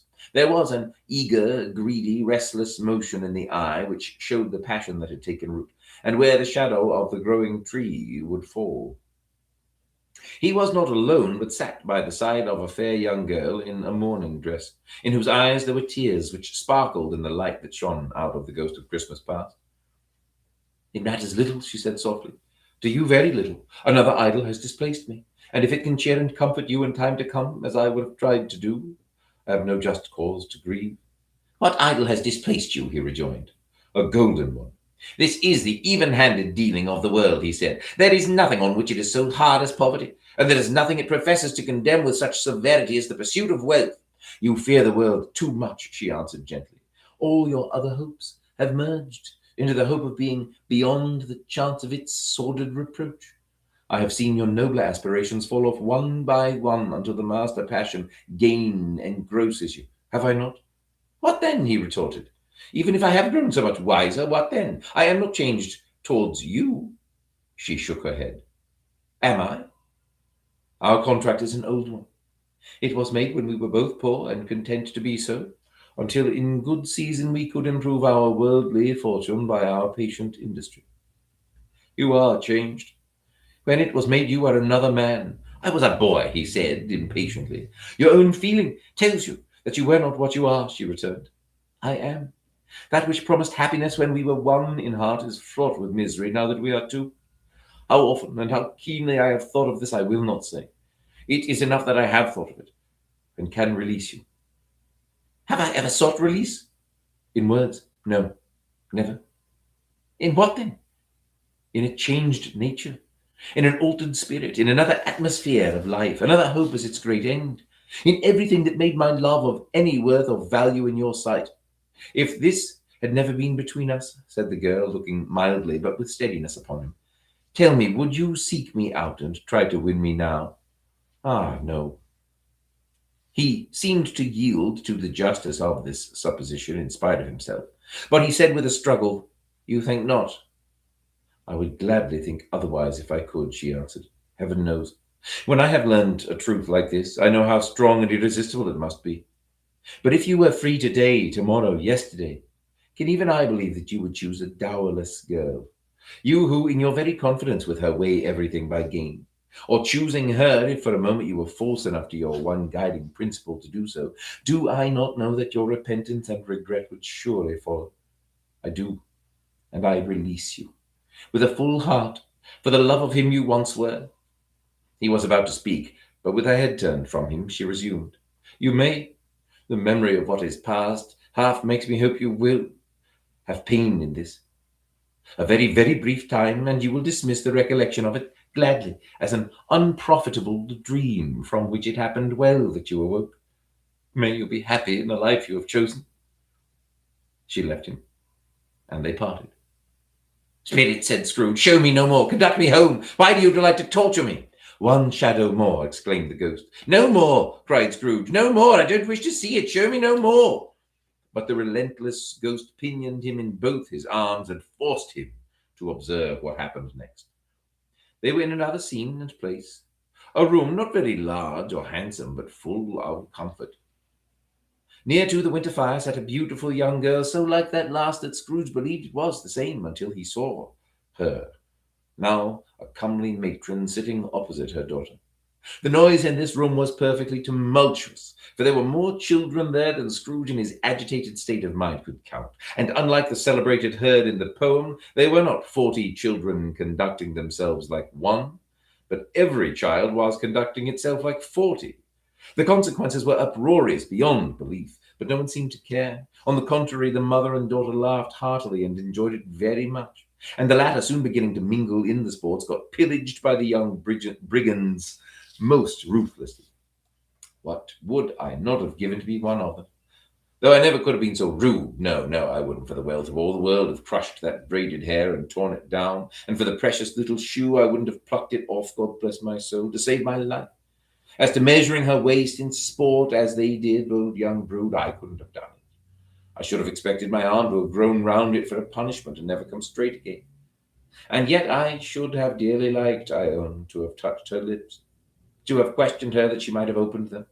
to have looked upon the lashes of her downcast eyes and never raised a blush, to have let loose waves of her hair, an inch of which would be a keepsake beyond price. In short, I should have liked, I do confess, to have had the lightest license of a child, and yet to have been man enough to know its value. But now a knocking at the door was heard, and such a rush immediately ensued that she, with laughing face and plundered dress, was borne towards it, the centre of a flushed and boisterous group, just in time to greet the father, who came home attended by a man laden with Christmas toys and presents. Then the shouting and the struggling and the onslaught that was made on the defenseless porter, the scaling him with chairs for ladders to dive into his pockets, despoil him of brown paper parcels, hold on tight by his cravat, hug him round his neck, pummel his back, and kick his legs in irrepressible affection. The shouts of wonder and delight with which the development of every package was received. The terrible announcement that the baby had been taken in the act of putting a doll's frying pan into his mouth and was more than suspected of having swallowed a fictitious turkey glued on a wooden platter. The immense relief in finding this a false alarm.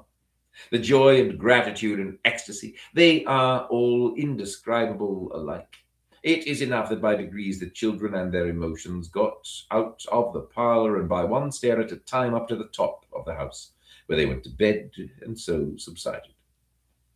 And now Scrooge looked on more attentively than ever, when the master of the house, having his daughter leaning fondly on him, sat down with her and her mother at his own fireside. And when he thought that such another creature, quite as graceful and as full of promise, might have called him father, and been a springtime in the haggard winter of his life, his sight grew very dim indeed. "Well," said the husband, turning to his wife with a smile, "I saw an old friend of yours this afternoon." "Who was it?" "Guess." "How can I? Tut, I don't know," she added in the same breath, laughing as he laughed. "Mr. Scrooge." "Mr. Scrooge it was, past his office window, and as it was not shut up and he had a candle inside, I could scarcely help seeing him. His partner lies upon the point of death, I hear, and there he sat alone, quite alone in the world, I do believe." "Spirit," said Scrooge in a broken voice, "remove me from this place." "I told you these were shadows of the things that have been," said the ghost. "That they are what they are, do not blame me." "Remove me," Scrooge exclaimed. "I cannot bear it." He turned upon the ghost, and seeing that it looked upon him with a face in which in some strange way there were fragments of all the faces it had shown him, wrestled with it. "Leave me! Take me back! Haunt me no longer!" In the struggle, if that can be called a struggle in which the ghost, with no visible resistance on its own part, was undisturbed by any effort of its adversary, Scrooge observed that its light was burning high and bright, and dimly connecting that with its influence over him, he seized the extinguisher cap, and by a sudden action pressed it down upon its head. The spirit dropped beneath it, so that the extinguisher covered its whole form. But though Scrooge pressed it down with all his force, he could not hide the light which streamed from under it in an unbroken flood upon the ground. He was conscious of being exhausted and overcome by an irresistible drowsiness, and further of being in his own bedroom. He gave the cap a parting squeeze, in which his hand relaxed, and had barely time to reel to bed before he sank into a heavy sleep.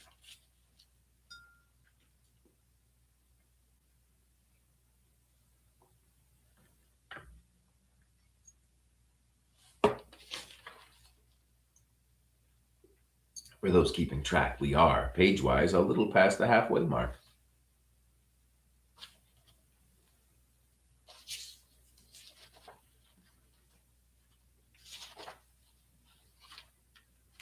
Stave 3, the second of the three spirits. Awaking in the middle of a prodigiously tough snore and sitting up in bed to get his thoughts together, Scrooge had no occasion to be told that the bell was again upon the stroke of one. He felt that he was restored to consciousness in the right nick of time for the especial purpose of holding a conference with the second messenger dispatched to him through Jacob Marley's intervention. But finding that he turned uncomfortably cold when he began to wonder which of his curtains this new spectre would draw back, he put them every one aside with his own hands, and lying down again established a sharp lookout all round the bed. for he wished to challenge the spirit on the moment of its appearance and did not wish to be taken by surprise and made nervous. Gentlemen of the free and easy sort, who plume themselves on being acquainted with a move or two, and being usually equal to the time of day, express the wide range of their capacity for adventure by observing that they are good for anything from pitch and toss to manslaughter, between which opposite extremes, no doubt, there lies a tolerably wide and comprehensive range of subjects. Without venturing for Scrooge quite as hardily as this, I don't mind calling on you to believe that he was ready for a good broad field of strange appearances, and that nothing between a baby and a rhinoceros would have astonished him very much. Now, being prepared for almost anything, he was not by any means prepared for nothing. And consequently, when the bell struck one and no shape appeared, he was taken with a violent fit of trembling.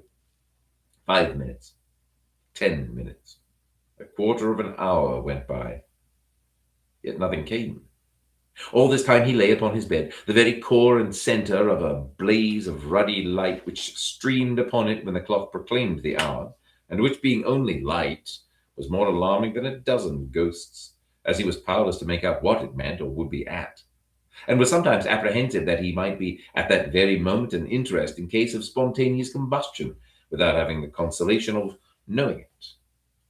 At last, however, he began to think, as you or I would have thought at first, for it is always the person not in the predicament who knows what ought to have been done in it, and would unquestionably have done it too. At last, I say, he began to think that the source of secret of this ghostly light might be in the adjoining room, from whence, on further tracing it, it seemed to shine. This idea taking full possession of his mind, he got up softly and shuffled in his slippers to the door.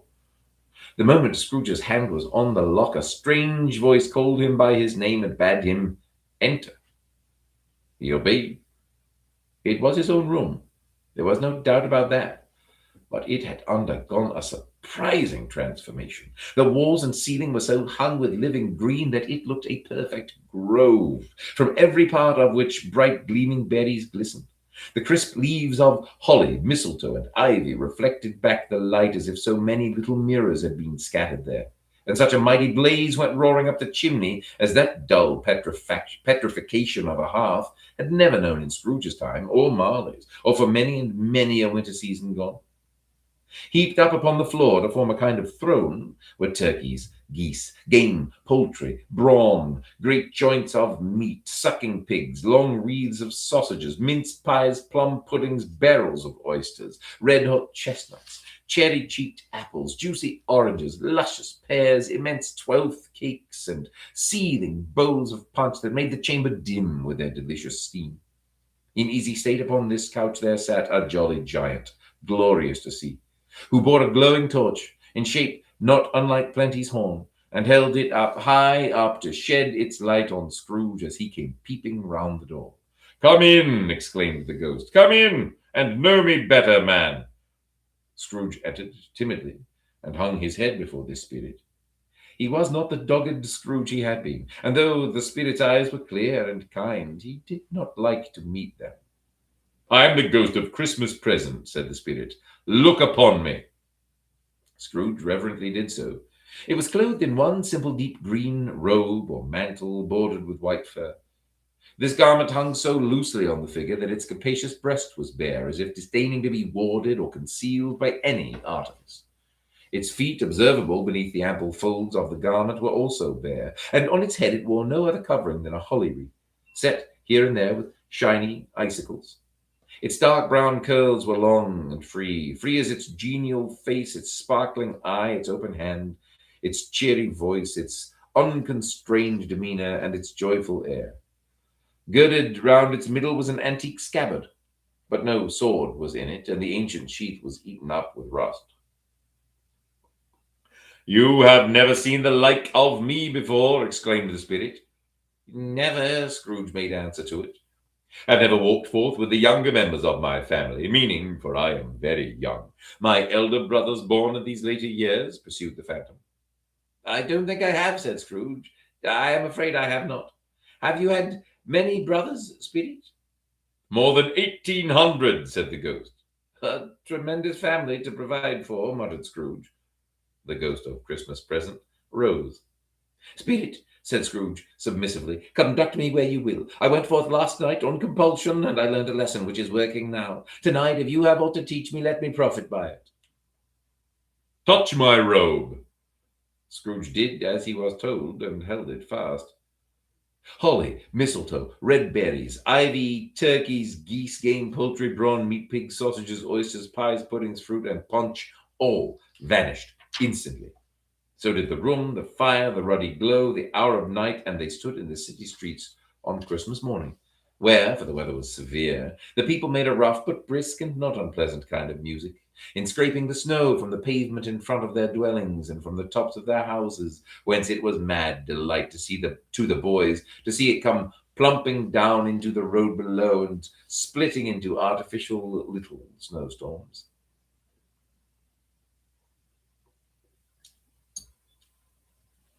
The house fronts looked black enough, and the windows blacker, contrasting with the smooth white sheet of snow upon the roofs, and with the dirtier snow upon the ground, which last deposit had been ploughed up in deep furrows by the heavy wheels of carts and wagons.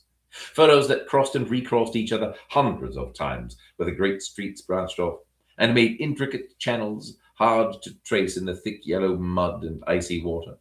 The sky was gloomy, and the shortest streets were choked up with a dingy mist, half thawed, half frozen, whose heavier particles descended in a shower of sooty atoms, as if all the chimneys in Great Britain had by one consent caught fire and were blazing away to their dear hearts' content. There was nothing very cheerful in the climate or the town, and yet was there an air of cheerfulness abroad that the clearest summer air and brightest summer sun might have endeavored to diffuse in vain. For the people who were shoveling away on the housetops were jovial and full of glee, calling out to one another from the parapets, and now and then exchanging a facetious snowball, better natured missile far than many a wordy jest, laughing heartily if it went right, and not less heartily if it went wrong. The poulterers' shops were still half open, and the fruiterers were radiant in their glory. There were great round, pot-bellied baskets of chestnuts, shaped like the waistcoats of jolly old gentlemen, lolling at the doors and tumbling out into the street in their apoplectic opulence. There were ruddy brown-faced, broad-girthed Spanish onions, shining in the fatness of their growth like Spanish friars, and winking from their shelves in wanton slyness at the girls as they went by, and glanced demurely at the hung-up mistletoe. There were pears and apples clustered high in blooming pyramids. There were bunches of grapes made in the shopkeeper's benevolence to dangle from conspicuous hooks that people's mouths might water gratis as they passed. There were piles of filberts, mossy and brown, recalling in their fragrance ancient walks among the woods and pleasant shufflings ankle-deep through withered leaves. There were Norfolk biffins, squab and swarthy, setting off the yellow of the oranges and lemons, and in the great compactness of their juicy persons, urgently entreating and beseeching to be carried home in paper bags and eaten after dinner. The very gold and silver fish set forth among these choice fruits in a bowl, though members of a dull and stagnant-blooded race, appeared to know that there was something going on, and two of fish went gasping round and round their little world in slow and passionless excitement. The grocers. Oh, the grocers. Nearly closed, with perhaps two shutters down or one, but through those gaps such glimpses. It was not alone that the scales descending on the counter made a merry sound, or that the twine and roller parted company so briskly, or that the canisters were rattled up and down like juggling tricks, or even that the blended scents of tea and coffee were so grateful to the nose, or even that the raisins were so plentiful and rare, the almonds so extremely white, the sticks of cinnamon so long and straight, the other spices so delicious, the candied fruits so caked and spotted with molten sugar as to make the coldest lookers-on feel faint and subsequently bilious. Nor was it that the figs were moist and pulpy, or that the French plums blushed in modest tartness from their highly decorated boxes, or that everything was good to eat and in its Christmas dress. But the customers were all so hurried and so eager in the hopeful promise of the day that they tumbled up against each other at the door, crashing their wicker baskets wildly, had left their purchases upon the counter and came running back to fetch them, and committed hundreds of the like mistakes in the best humor possible.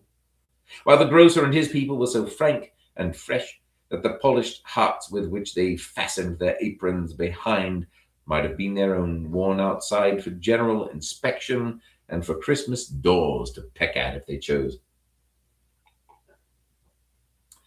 But soon the steeples called good people all to church and chapel, and away they came, flocking through the streets in their best clothes and with their gayest faces. And at the same time there emerged from scores of by-lanes, streets, and nameless tunings, innumerable people carrying their dinners to the bakers' shops.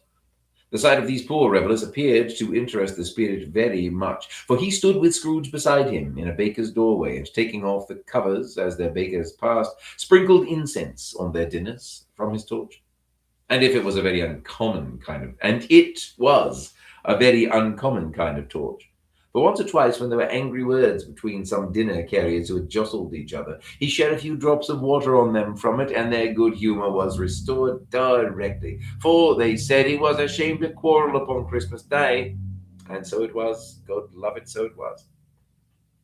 In time, the bells ceased, and the bakers were shut up, and yet there was a genial shadowing forth of all these dinners, and the progress of their cooking. In the thawed blotch of wet above each baker's oven, where the pavement smoked as if its stones were cooking too. "Is there a peculiar flavour in what you sprinkle from your torch?" asked Scrooge. "There is, my own." "Would it apply to any kind of dinner on this day?" asked Scrooge. "To any kindly given, to a poor one most." "But why to a poor one most?" asked Scrooge. "Because it needs it most." "Spirit," said Scrooge, after a moment's thought, "I wonder you, of all the beings in the many worlds about us, should desire to cramp these people's opportunities of innocent enjoyment." "Aye," cried the spirit. "You would deprive them of their means of dining every seventh day, often the only day on which they can be said to dine at all," said Scrooge, "wouldn't you?" "Aye," cried the spirit. "You seek to close these places on the seventh day," said Scrooge, "and it comes to the same thing." "I seek," exclaimed the spirit. "Forgive me if I am wrong. It has been done in your name, or at least in that of your family," said Scrooge. "There are some upon this earth of yours," returned the spirit, "who lay claim to know us, and who do their deeds of passion, pride, ill will, hatred, envy, bigotry, and selfishness in our name, who are as strange to us and all our kith and kin as if they had never lived. Remember that, and charge their doings on themselves, not us."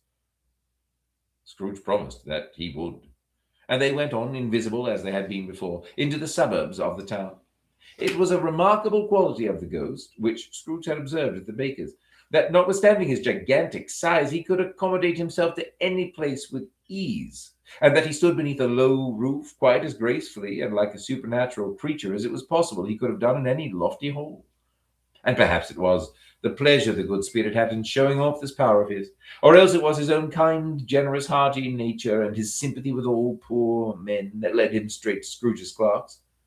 For there he went, and took Scrooge with him, holding to his robe. And on the threshold of the door the spirit smiled, and stopped to bless Bob Cratchit's dwelling with the sprinklings of his torch. Think of that. Bob had but 15 bob a week himself. He pocketed on Saturdays but 15 copies of his Christian name, and yet the ghost of Christmas present blessed his four-roomed house.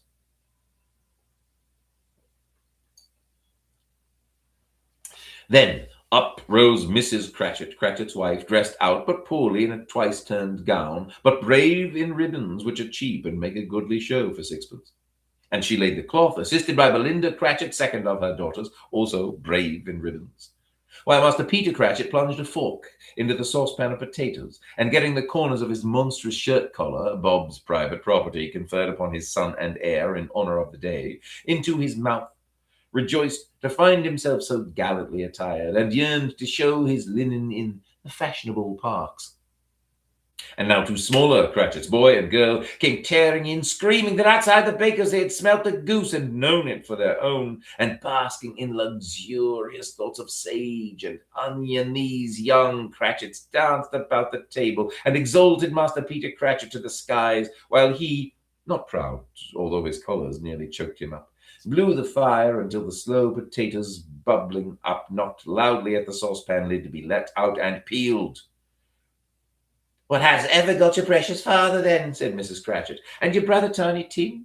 And Martha was late last Christmas Day by half an hour. Here's Martha, mother, said a girl, appearing as she spoke. Here's Martha, mother, cried the two young Cratchits. Hurrah, that's such a goose, Martha. Well, bless your heart alive, my dear, how late you are, said Mrs. Cratchit, kissing her a dozen times and taking off her shawl and bonnet for her with officious zeal. We did a deal of work to finish up last night, replied the girl, and had to clear away this morning, mother. Well, never mind so long as you're come, said Mrs. Cratchit. Sit you down before the fire, my dear, and have a warm, Lord bless you.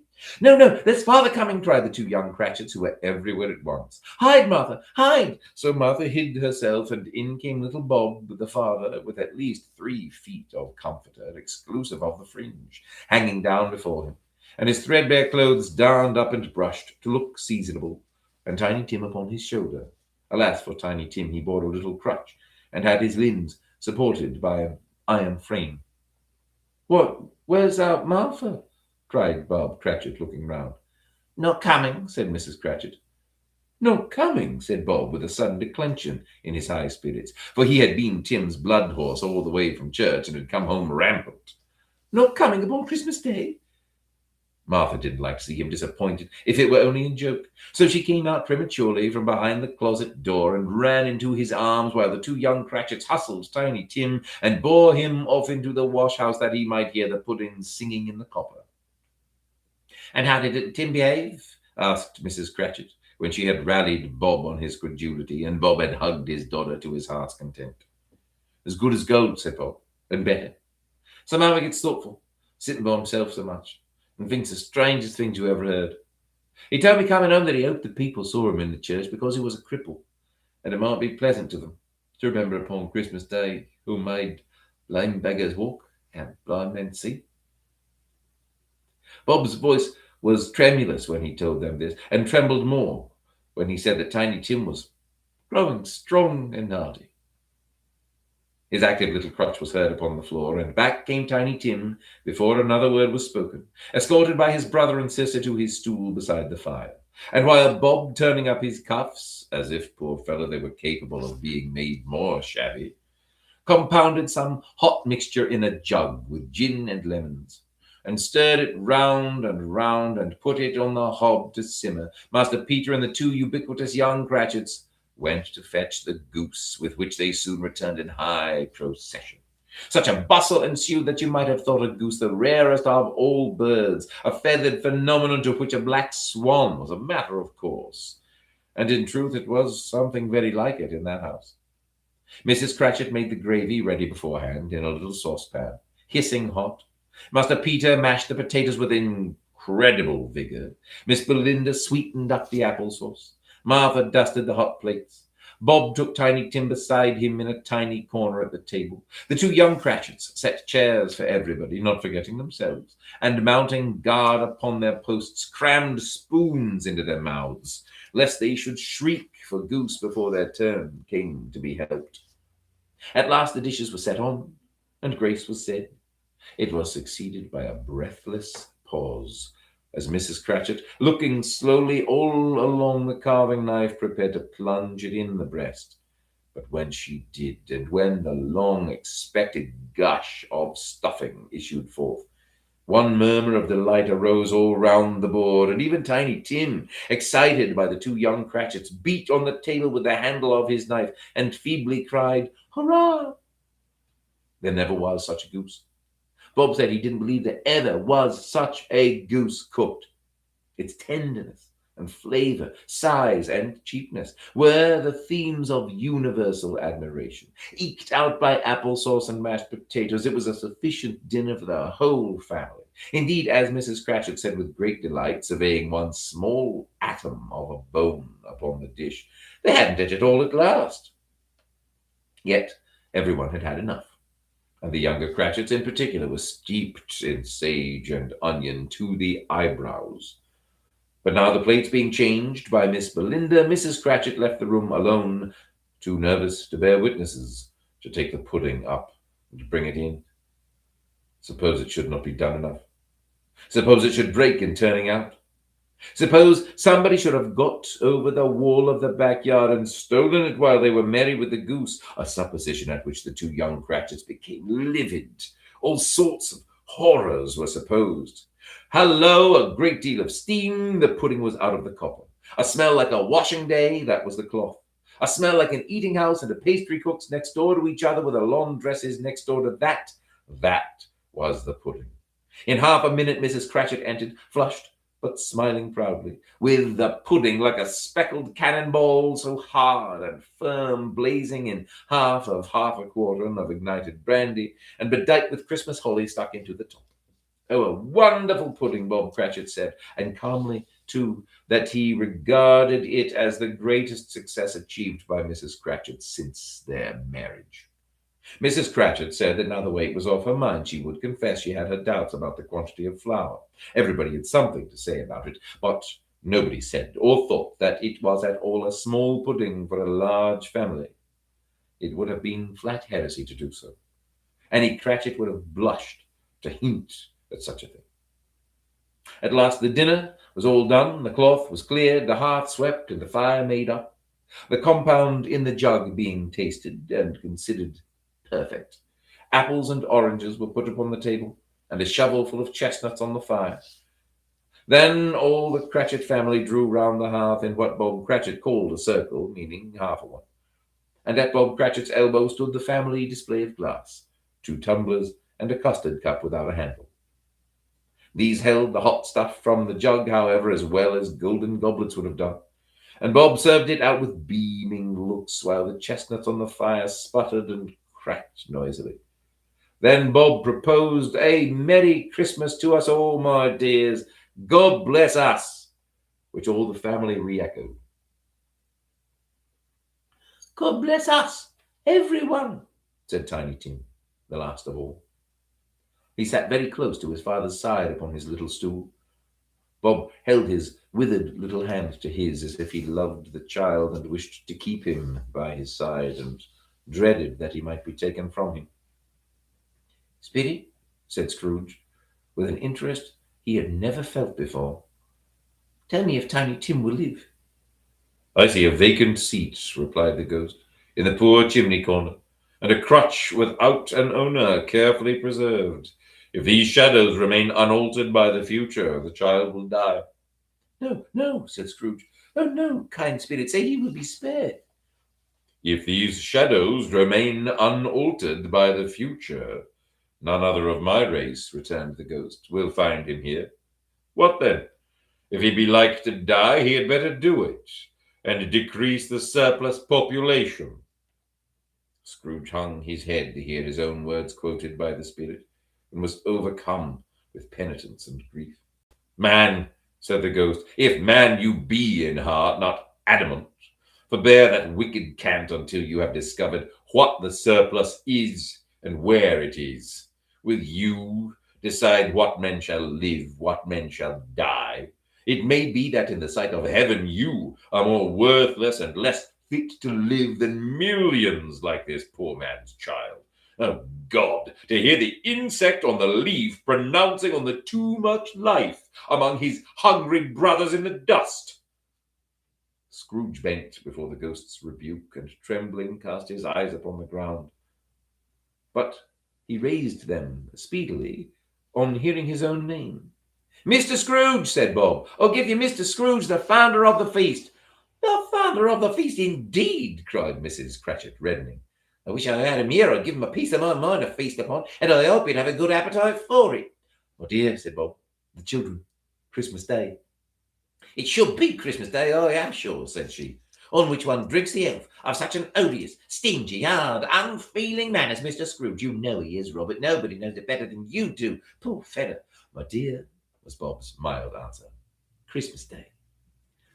I'll drink his health for your sake and the day's, said Mrs. Cratchit. Not for his. Long life to him. A Merry Christmas and a Happy New Year. He'll be very merry and very happy, I have no doubt. The children drank the toast after her. It was the first of their proceedings which had no heartiness in it. Tiny Tim drank it last of all, but he didn't care twopence for it. Scrooge was the ogre of the family. The mention of his name cast a dark shadow on the party, which was not dispelled for full 5 minutes. After it had passed away, they were 10 times merrier than before, from the mere relief of Scrooge the Baleful being done with. Bob Cratchit told them how he had a situation in his eye for Master Peter, which would bring in, if obtained, full 5 and 6pence weekly. The two young Cratchits laughed tremendously at the idea of Peter's being a man of business, and Peter himself looked thoughtfully at the fire from between his collars, as if he were deliberating what particular investments he should favour when he came into the receipt of that bewildering income. Martha, who was a poor apprentice at a milliner's, then told them what kind of work she had to do, and how many hours she worked at a stretch, and how she meant to lie abed tomorrow morning for a good long rest, tomorrow being a holiday she passed at home. Also, how she had seen a countess and a lord some days before, and how the lord was much about as tall as Peter, at which Peter pulled up his collar so high that you couldn't have seen his head if you had been there. All this time the chestnut and the jug went round, and by and by they had a song about a lost child travelling in the snow from Tiny Tim, who had a plaintive little voice, and sang it very well indeed. There was nothing of high mark in this. They were not a handsome family, they were not well dressed, their shoes were far from being waterproof, their clothes were scanty, and Peter might have known, and very likely did, the inside of a pawnbroker's. But they were happy, grateful, pleased with one another, and contented with the time. And when they faded and looked happier yet in the bright sprinklings of the spirit's torch at parting, Scrooge had his eye upon them, and especially upon Tiny Tim, until the last. By this time it was getting dark, and snowing pretty heavily, and as Scrooge and the spirit went along the streets, the brightness of the roaring fires in kitchens, parlours, and all sorts of rooms was wonderful. Here the flickering of the blaze showed preparations for a cosy dinner, with hot plates baking through and through before the fire, and deep red curtains ready to be drawn to shut out cold and darkness. There all the children of the house were running out into the snow to meet their married sisters, brothers, cousins, uncles, aunts, and be the first to greet them. Here again were shadows on the window blinds of guests assembling, and there a group of handsome girls, all hooded and fur-booted, and all chattering at once, tripped lightly off to some near neighbour's house, where woe upon the single man who saw them enter, artful witches, well they knew it, in a glow. But if you had judged from the numbers of people on their way to friendly gatherings, you might have thought that no one was at home to give them welcome when they got there. Instead of every house expecting company and piling up its fires half chimney high, blessings on it, how the ghost exulted, how it bared its breadth of breast, and opened its capacious palm, and floated on, outpouring with a generous hand its bright and harmless mirth on everything within its reach. The very lamplighter who ran on before, dotting the dusky street with specks of light, and who was dressed to spend the evening somewhere, laughed out loudly as the spirit passed, though little kenned the lamplighter that he had any company but Christmas. And now, without a word of warning from the ghost, they stood upon a bleak and desert moor, where monstrous masses of rude stone were cast about as though it were the burial place of giants, and water spread itself wheresoever it listed, or would have done so but for the frost that held it prisoner. And nothing grew but moss and furze and coarse, rank grass. Down in the west, the setting sun had left a streak of fiery red, which glared upon the desolation for an instant like a sullen eye, and frowning lower, lower, lower yet, was lost in the thick gloom of darkest night. "What place is this?" asked Scrooge. "A place where miners live, who labour in the bowels of the earth," returned the spirit. "But they know me. See!" A light shone from the window of a hut, and swiftly they advanced towards it. Passing through the wall of mud and stone, they found a cheerful company assembled round a glowing fire, an old, old man and woman with their children, and the children's children, and another generation beyond that, all decked out gaily in their holiday attire. The old man, in a voice that seldom rose above the howling of the wind upon the barren waste, was singing them a Christmas song. It had been a very old song when he was a boy, and from time to time they all joined in the chorus.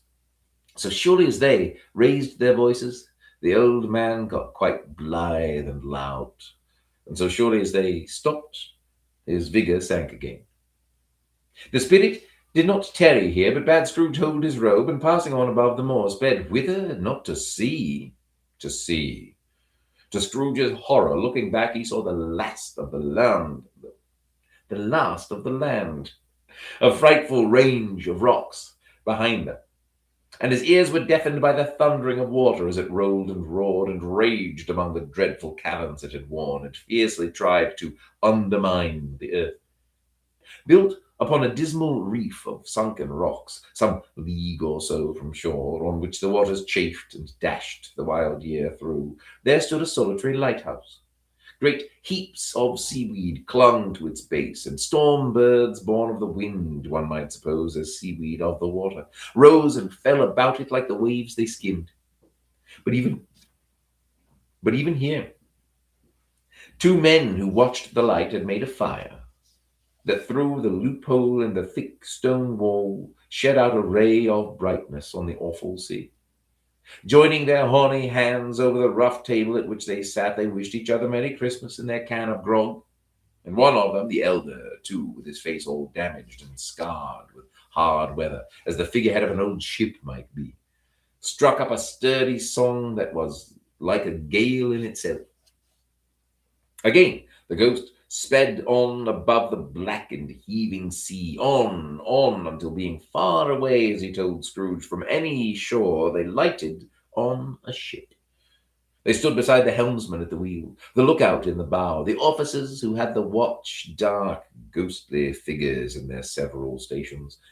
But every man among them hummed a Christmas tune, or had a Christmas thought, or spoke below his breath to his companion of some bygone Christmas day with homeward hopes belonging to it. And every man on board, waking or sleeping, good or bad, had had a kinder word for one another on that day than on any day in the year, and had shared to some extent in its festivities, and had remembered those he cared for at a distance, and had known that they delighted to remember him. It was a great surprise to Scrooge, while listening to the moaning of the wind, and thinking what a solemn thing it was to move on through the lonely darkness over an unknown abyss whose depths were secrets as profound as death. It was a great surprise to Scrooge, while thus engaged, to hear a hearty laugh. It was a much greater surprise to Scrooge to recognize it as his own nephew's, and to find himself in a bright, dry, gleaming room with the spirit standing, smiling by his side, and looking at that same nephew with approving affability. "Ha ha!" laughed Scrooge's nephew. "Ha ha ha!" If you should happen by any unlikely chance to know a man more blessed in a laugh than Scrooge's nephew, all I can say is, I should like to know him too. Introduce him to me, and I'll cultivate his acquaintance.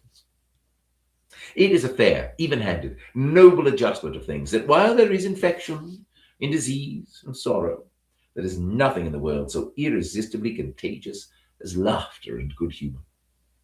When Scrooge's nephew laughed in this way, holding his sides, rolling his head, and twisting his face into the most extravagant contortions, Scrooge's niece by marriage laughed as heartily as he, and their assembled friends, being not a bit behindhand, roared out lustily. "He said that Christmas was a humbug, as I live," cried Scrooge's nephew. "He believed it too." "More shame for him, Fred," said Scrooge's niece indignantly. "Bless those women, they never do anything by halves. They are always in earnest."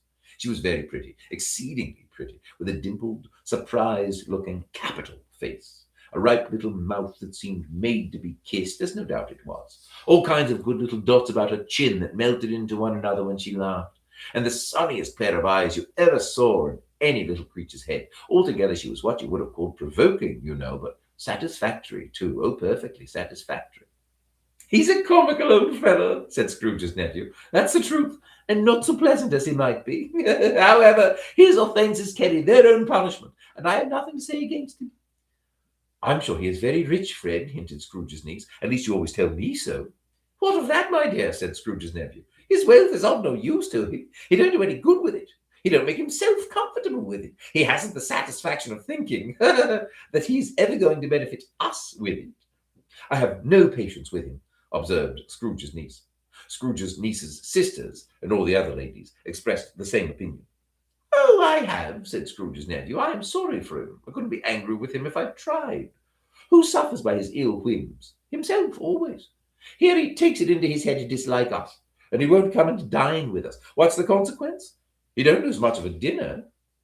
Indeed, I think he loses a very good dinner, interrupted Scrooge's niece. Everybody else said the same, and they must be allowed to have been competent judges because they had just had dinner, and with the dessert upon the table were clustered round the fire by lamplight. Well, I am very glad to hear it, said Scrooge's nephew, because I haven't any great faith in these young housekeepers. What do you say, Topper? Topper had clearly got his eye upon one of Scrooge's niece's sisters, for he answered that a bachelor was a wretched outcast who had no right to express an opinion on the subject. Whereat Scrooge's niece's sister, the plump one with the lace tucker, not the one with the roses, blushed. Do go on, Fred, said Scrooge's niece, clapping her hands. He never finishes what he begins to say. He is such a ridiculous fellow. Scrooge's nephew revelled in another laugh, and as it was impossible to keep the infection off, though the plump sister tried hard to do it with aromatic vinegar, his example was unanimously followed. I was only going to say, said Scrooge's nephew, that the consequence of his taking a dislike to us and not making merry with us is, as I think, that he loses some pleasant moments which could do him no harm. I am sure he loses pleasanter companions than he can find in his own thoughts, either in his mouldy old office or his dusty chambers. I mean to give him the same chance every year, whether he likes it or not, for I pity him. He may rail at Christmas till he dies, but he can't help thinking better of it. I defy him if he finds me going there in good temper year after year and saying, Uncle Scrooge, how are you? If it only puts him in the vein to leave his poor clerk £50, that's something. And I think I shook him yesterday. It was their turn to laugh now at the notion of his shaking Scrooge.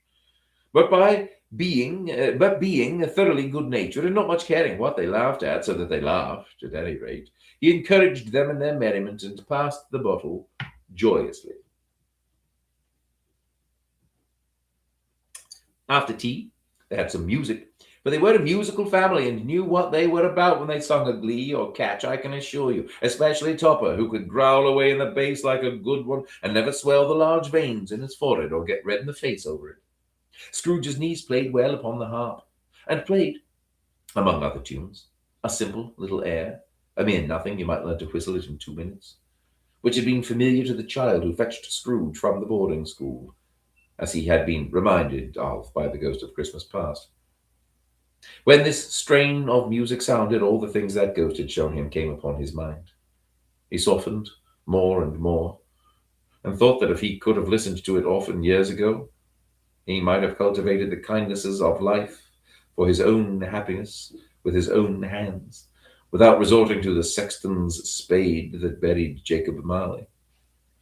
But they didn't devote the whole evening to music. After a while they played at forfeits, for it is good to be children sometimes, and never better than at Christmas, when its mighty founder was a child himself. Stop, there was first a game at blindman's buff, of course there was, and I no more believe Topper was really blind than I believe he had eyes in his boots. My opinion is that it was a done thing between him and Scrooge's nephew, and that the ghost of Christmas present knew it. The way he went after that plump sister in the lace tucker was an outrage on the credulity of human nature, knocking down the fire irons, tumbling over the chairs, bumping up against the piano, smothering himself amongst the curtains. Wherever she went, there went he. He always knew where the plump sister was. He wouldn't catch anybody else. If you had fallen up against him, as some of them did, on purpose, he would have made a feint of endeavoring to seize you, which would have been an affront to your understanding, and would instantly have sidled off in the direction of the plump sister. She often cried out that it wasn't fair, and it really was not. But when at last he caught her, when, in spite of all her silken rustlings and her rapid flutterings past him, he got her into a corner whence there was no escape, then his conduct was the most execrable. For his pretending not to know her, his pretending that it was necessary to touch her headdress, and further to assure himself of her identity by pressing a certain ring upon her finger and a certain chain about her neck, was vile, monstrous. No doubt she told him her opinion of it, when, another blind man being in office, they were so very confidential together behind the curtains. Scrooge's niece was not one of the blind man's buff party, but was made comfortable with a large chair and a footstool. In a snug corner where the ghost and Scrooge were close behind her. But she joined in the forfeits and loved her love to admiration with all the letters of the alphabet. Likewise, at the game of how, when, and where, she was very great, and to the secret joy of Scrooge's nephew, beat her sisters hollow, though they were sharp girls too, as Topper could have told you. There might have been 20 people there, young and old, but they all played, and so did Scrooge, for wholly forgetting in the interest he had in what was going on that his voice made no sound in their ears, he sometimes came out with his guess quite loud, and very often guessed right too, for the sharpest needle best Whitechapel wanted not to cut in the eye was not sharper than Scrooge, blunt as he took it in his head to be. The ghost was greatly pleased to find him in this mood, and looked upon him with such favour that he begged like a boy to be allowed to stay until the guests departed. But this, the spirit said, could not be done. "Here is a new game," said Scrooge. "1 half-hour, spirit, only one." It was a game called Yes and No, where Scrooge's nephew had to think of something, and the rest must find out what, he only answering to their questions, yes or no, as the case was. The brisk fire of questioning to which he was exposed elicited from him that he was thinking of an animal, a live animal, rather a disagreeable animal, a savage animal, an animal that growled and grunted sometimes, and talked sometimes, and lived in London, and walked about the streets, and wasn't made a show of, and wasn't led by anybody, and didn't live in a menagerie, and was never killed in a market, and was not a horse, or an ass, or a cow, or a bull, or a tiger, or a dog, or a pig, or a cat, or a bear. At every fresh question that was put to him, this nephew burst into a fresh roar of laughter, and was so inexpressibly tickled that he was obliged to get up off the sofa and stand. At last, the plump sister, falling into a similar state, cried out, "I have found it out! I know what it is, Fred, I know what it is." "What is it?" cried Fred. "It's your Uncle Scrooge," which it certainly was. Admiration was the universal sentiment, though some objected that the reply to "Is it a bear?" ought to have been yes, inasmuch as an answer in the negative was sufficient to have diverted their thoughts from Mr. Scrooge, supposing they had ever had any tendency that way. "He has given us plenty of merriment, I am sure," said Fred, "and it would be ungrateful not to drink his health. Here is a glass of mulled wine ready to our hand at the moment. And I say, Uncle Scrooge." "Well, Uncle Scrooge," they cried. "A Merry Christmas and a Happy New Year to the old man, whatever he is," said Scrooge's nephew. "He wouldn't take it from me, but may he have it nevertheless. Uncle Scrooge." Uncle Scrooge had imperceptibly become so gay and light of heart that he would have pledged the unconscious company in return and thanked them in an inaudible speech, if the ghost had given him time. But the whole scene passed off in the breath of the last words spoken by his nephew, and he and the spirit were again upon their travels. Much they saw, and far they went, and many homes they visited, but always with a happy end. The spirit stood beside sick beds, and they were cheerful. On foreign lands, and they were close at home. By struggling men, and they were patient in their greater hope. By poverty, and it was rich. In almshouse, hospital, and jail, in misery's every refuge, where vain man in his little brief authority had not made fast the door and barred the spirit out. He left his blessing and taught Scrooge his precepts. It was a long night, if it were only a night, but Scrooge had his doubts of this, because the Christmas holidays appeared to be condensed into the space of time they passed together. It was strange, too, that while Scrooge remained unaltered in his outward form, the ghost grew older, clearly older. Scrooge had observed this change, but never spoke of it, until they left a children's Twelfth Night party. When looking at the spirit as they stood together in an open place, he noticed that its hair was grey. "Are spirits' lives so short?" asked Scrooge. "My life upon this globe is very brief," replied the ghost. "It ends tonight." "Tonight?" cried Scrooge. "Tonight at midnight. Hark! The time is drawing near." The chimes were ringing the 11:15 at that moment. "Forgive me if I am not justified in what I ask," said Scrooge, looking intently at the spirit's robe, "but I see something strange and not belonging to yourself protruding from your skirts. Is it a foot or a claw?" "It might be a claw of the flesh there is upon it," was the spirit's sorrowful reply. "Look here." From the foldings of its robe it brought two children, wretched, abject frightful, hideous, miserable. They knelt down at its feet and clung upon the outside of its garment. "Oh, man, look here! Look down here!" exclaimed the ghost. They were a boy and girl, yellow, meager, ragged, scowling, wolfish, but prostrate too in their humility. Where graceful youth should have filled their features out and touched them with its freshest tints, a stale and shriveled hand like that of age had pinched and twisted them and pulled them into shreds. Where angels might have sat enthroned, devils lurked and glared out menacing. No change, no degradation, no perversion of humanity in any grade. Through all the mysteries of wonderful creation had monsters half so horrible and dread. Scrooge started back, appalled, having them shown to him in this way. He tried to say they were fine children, but the words choked themselves, rather than be parties to a lie of such enormous magnitude. Spirit, are they yours? Scrooge could say no more. "They are man's," said the spirit, looking down upon them, "and they cling to me, appealing from their fathers. This boy is ignorance. This girl is want.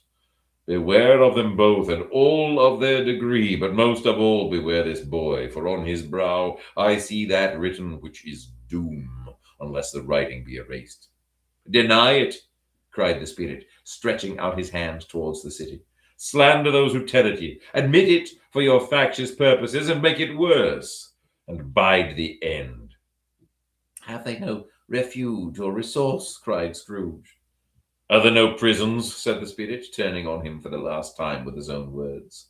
"Are there no workhouses?" The bell struck 12. Scrooge looked about him for the ghost and saw it not.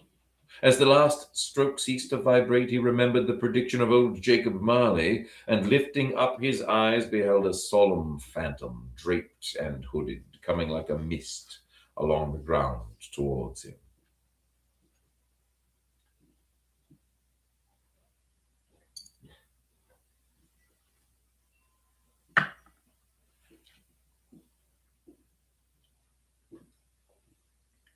Stave 4. The last of the three spirits. The phantom slowly, gravely, silently approached. When it came near him, Scrooge bent down upon its knee, for in the very air through which this spirit moved, it seemed to scatter gloom and mystery. It was shrouded in a deep black garment which concealed its head, its face, its form, and left nothing of it visible save one outstretched hand. But for this, it would have been difficult to detach its figure from the night and separate it from the darkness by which it was surrounded. He felt that it was tall and stately when it came beside him, and that its mysterious presence filled him with a solemn dread. He knew no more, for the spirit neither spoke nor moved. "I am in the presence of the ghost of Christmas yet to come," said Scrooge. The spirit answered not, but pointed onward with its hand. "You are about to show me shadows of the things that have not happened, but will happen in the time before us," Scrooge pursued. "Is that so, spirit?" The upper portion of the garment was contracted for an instant in its folds, as if the spirit had inclined its head. That was the only answer he received. Although well used to ghostly company by this time, Scrooge feared the silent shape so much that his legs trembled beneath him, and he found that he could hardly stand when he prepared to follow it. The spirit paused a moment, as observing his condition and giving him time to recover. But Scrooge was all the worse for this. It thrilled him with a vague, uncertain horror to know that behind the dusky shroud there were ghostly eyes, intently fixed upon him, while he, though he stretched his own to the utmost, could see nothing but a spectral hand and one great heap of black. "Ghost of the future," he exclaimed, "I fear you more than any spectre I have seen. But as I know your purpose is to do me good, and as I hope to live to be another man from what I was, I am prepared to bear your company, and do it with a thankful heart. Will you not speak to me?" It gave him no reply. The hand was pointed straight before them. "Lead on," said Scrooge. "Lead on. The night is waning fast, and it is precious time to me, I know. Lead on, spirit." The phantom moved away as it had come towards him. Scrooge followed in the shadow of its dress, which bore him up, he thought, and carried him along. They scarcely seemed to enter the city, for the city rather seemed to spring up about them and encompass them of its own act. But there they were, in the heart of it, on change amongst the merchants who hurried up and down and chinked the money in their pockets and conversed in groups and looked at their watches and trifled thoughtfully with their great gold seals and so forth, as Scrooge had seen them often. The spirit stopped beside one little knot of businessmen. Observing that the hand was pointed to them, Scrooge advanced to listen to their talk. "No," said a great fat man with a monstrous chin. "I don't know much about it either way. I only know he's dead." "When did he die?" inquired another. "Last night, I believe." What was the matter with him?" asked the third, taking a vast quantity of snuff out of a very large snuff box. "I thought he'd never die." "God knows," said the first with a yawn.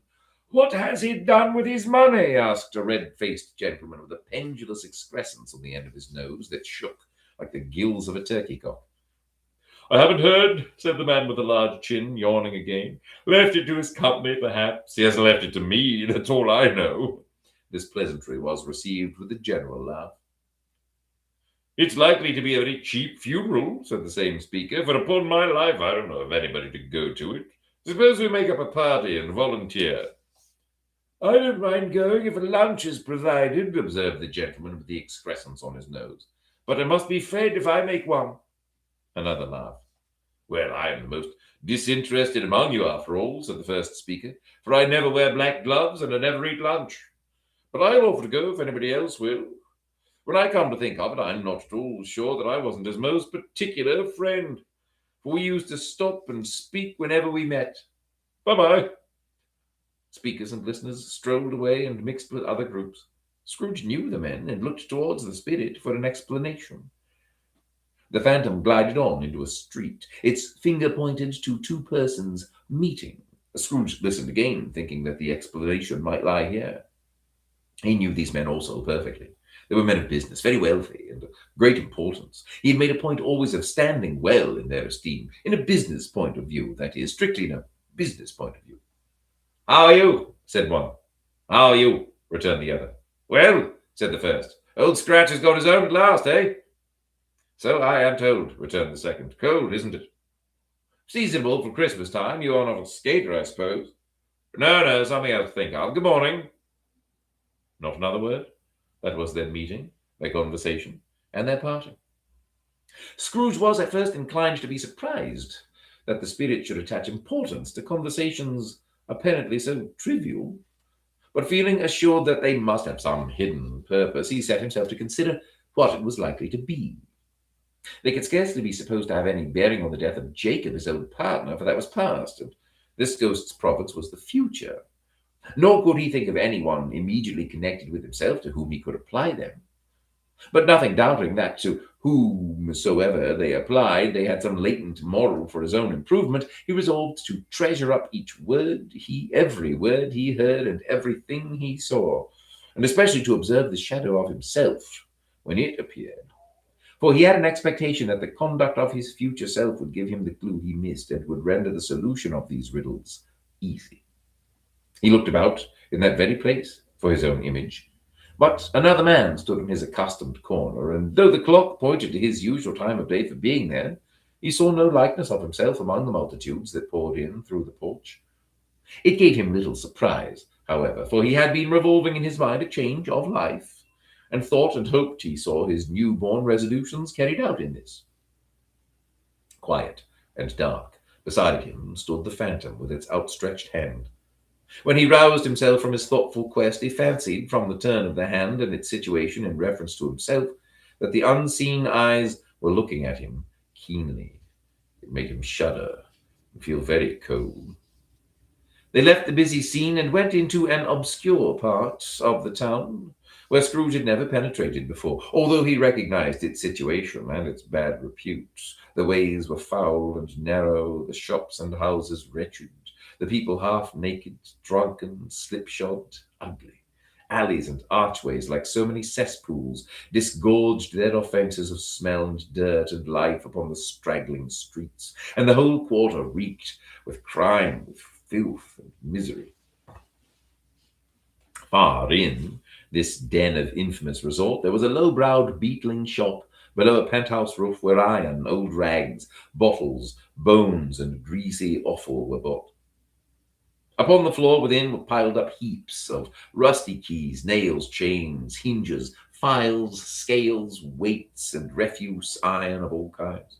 Secrets that few would like to scrutinize were bred and hidden in mountains of unseemly rags, masses of corrupted fat, and sepulchres of bones. Sitting in among the wares he dealt in by a charcoal stove made of old bricks was a grey-haired rascal nearly 70 years of age who had screened himself from the cold air without by a frowsy curtaining of miscellaneous tatters hung upon a line, and smoked his pipe in all the luxury of calm retirement. Scrooge and the Phantom came into the presence of this man just as a woman with a heavy bundle slunk into the shop.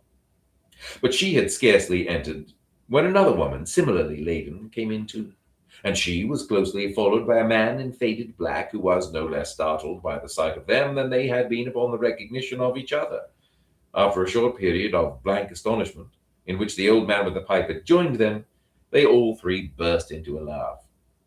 "Let the charwoman alone to be the first," cried she who had entered first. "Let the laundress alone to be the second, and let the undertaker's man alone to be the third. Look here, old Joe, here's a chance if we haven't all three met here without meaning it." "You couldn't have met in a better place," said old Joe, removing his pipe from his mouth. "Come into the parlour. You were made free of it long ago, you know, and the other two aren't strangers.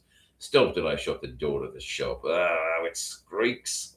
There ain't such a rusty bit of metal in the place as its own hinges, I believe, and I'm sure there's no such old bones here as mine.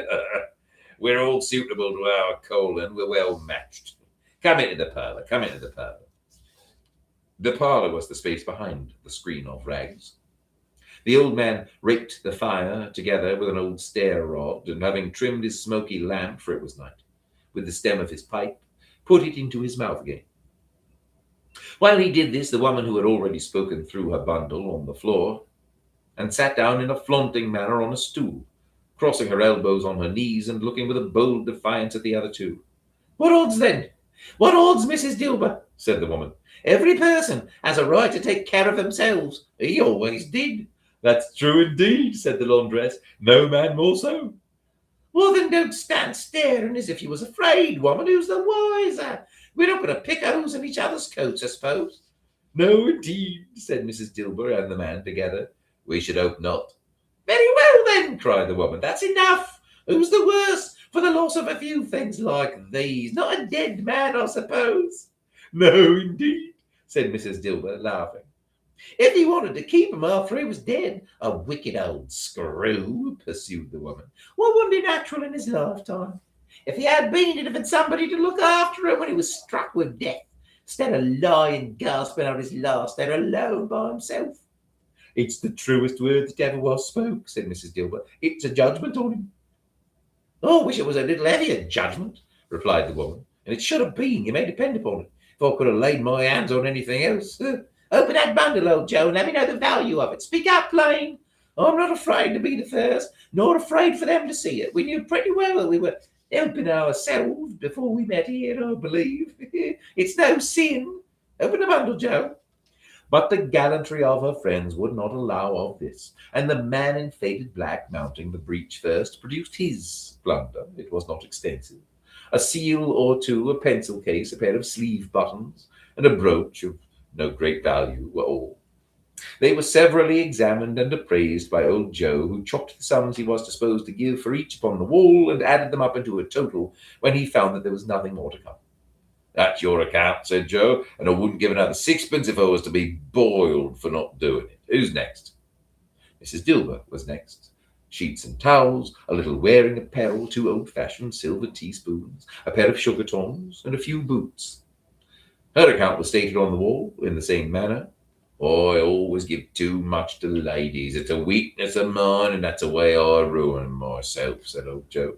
"That's your account. If you asked me for another penny and made it an open question, I'd repent of being so liberal and knock off half a crown." "And now undo my bundle, Joe," said the first woman. Joe went down on his knees for the greater convenience of opening it, and having unfastened a great many knots, dragged out a large, heavy roll of some dark stuff. "What do you call this?" said Joe. "Bed curtains." "Ah!" returned the woman, laughing and leaning forward on her crossed arms. "Bed curtains." "You don't mean to say you took 'em down, rings and all, with him lying there?" said Joe. Yes, I do, replied the woman. Why not? You were born to make your fortune, said Joe, and you'll certainly do it. I certainly shan't hold my hand when I can get anything in it by reaching it out for the sake of such a man as he was. I promise you, Joe, returned the woman coolly. Don't drop that oil upon the blankets now. His blankets? asked Joe. Whose else do you think? replied the woman. Are you likely to take cold without 'em, I dare say? I hope he didn't die of anything catching, eh? said old Joe, stopping in his work and looking up. Don't you be afraid of that, returned the woman. I ain't so fond of his company that I'd loiter about him for such things if he did. You may look through that shirt till your eyes ache, but you won't find a hole in it nor a threadbare place. It's the best he had, and a fine one too. They'd have wasted it if it hadn't been for me. What do you call wasting of it? asked old Joe. Putting it on him to be buried in, to be sure, replied the woman with a laugh. Somebody was fool enough to do it, but I took it off again. If calico ain't good enough for such a purpose, it ain't good enough for anything. It's quite as becoming to the body. He can't look uglier than he did in that one. Scrooge listened to this dialogue in horror. As they sat grouped about their spoil in the scanty light afforded by the old man's lamp, he viewed them with a detestation and disgust which could hardly have been greater, though they had been obscene demons marketing the corpse itself. Ha laughed the same woman when old Joe, producing a flannel bag with money in it, told out their several gains upon the ground. This is the end of it, you see. He frightened everyone away from him when he was alive to profit us when he was dead. Spirit, said Scrooge, shuddering from head to foot, I see the case of this unhappy man might be my own. My life tends that way now. Merciful heaven, what is this? He recoiled in terror, for the scene had changed, and now he almost touched a bed, a bare, uncurtained bed, on which beneath a ragged sheet there lay a something covered up, which, though it was dumb, announced itself in awful language. The room was very dark, too dark to be observed with any accuracy, though Scrooge glanced round it in obedience to a secret impulse, anxious to know what kind of room it was. A pale light rising in the outer air fell straight upon the bed, and on it, plundered and bereft, unwatched, unwept, uncared for, was the body of this man. Scrooge glanced towards the phantom. Its steady hand was pointed to the head. The cover was so carelessly adjusted that the slightest raising of it, the motion of a finger upon Scrooge's part, would have disclosed the face. He thought of it, felt how easy it would be to do, and longed to do it. But he had no more power to withdraw the veil than to dismiss the spectre at his side. Oh, cold, cold, rigid, dreadful death, set up thine altar here, and dress it with such terrors as thou hast at thy command. But this is thy dominion. But of the loved, revered, and honoured head thou canst not turn one hair to thy dread purposes, or make one feature odious. It is not that the hand is heavy, and will fall down when released. It is not that the heart and pulse are still, but that the hand was open, generous, and true, the heart brave, warm, and tender, and the pulse a man's. Strike, shadow, strike, and see his good deeds springing from the wound to sow the world with life immortal. No voice pronounced these words in Scrooge's ears, and yet he heard them when he looked upon the bed. He thought, if this man could be raised up now, what would be his foremost thoughts? Avarice, hard dealing, griping cares. They have brought him to a rich end, truly. He lay in the dark, empty house without a man, a woman, or a child to say he was kind to me in this or that. And for the memory of one kind word, I will be kind to him. A cat was tearing at the door, and there was a sound of gnawing rats beneath the hearthstone. What they wanted in the room of death, and why they were so restless and disturbed, Scrooge did not care to think. Spirit, he said, this is a fearful place. In leaving it, I shall not leave its lesson. Trust me, let us go. Still the ghost pointed with an unmoved finger to the head. I understand you, Scrooge returned, and I would do it if I could, but I have not the power, Spirit, I have not the power. Again it seemed to look upon him. If there is any person in the town who feels emotion caused by this man's death, said Scrooge, quite agonized, show that person to me, Spirit, I beseech you. The phantom spread its dark robe before him for a moment like a wing, and withdrawing it revealed a room by daylight, where a mother and her children were.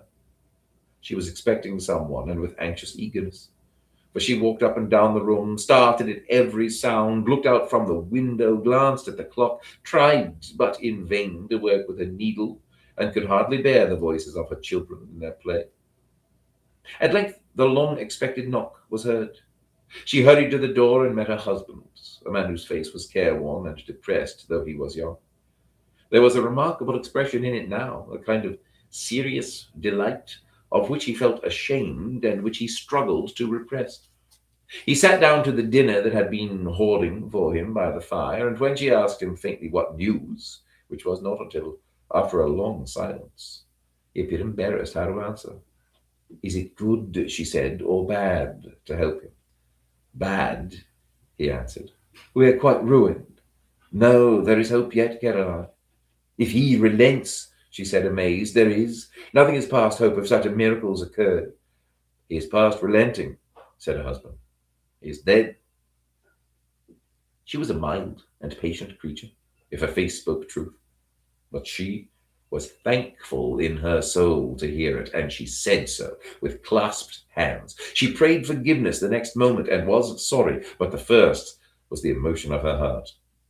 What the half-drunken woman who I told you of last night said to me when I tried to see him and obtain a week's delay, and what I thought was a mere excuse to avoid me, turns out to have been quite true. He was not only very ill, but dying then. To whom will our debt be transferred? I don't know. But before that time we shall be ready with the money, and even though we were not, it would be bad fortune indeed to find so merciless a creditor in his successor. We may sleep tonight with light hearts, Caroline. Yes, softening as they would, their hearts were lighter.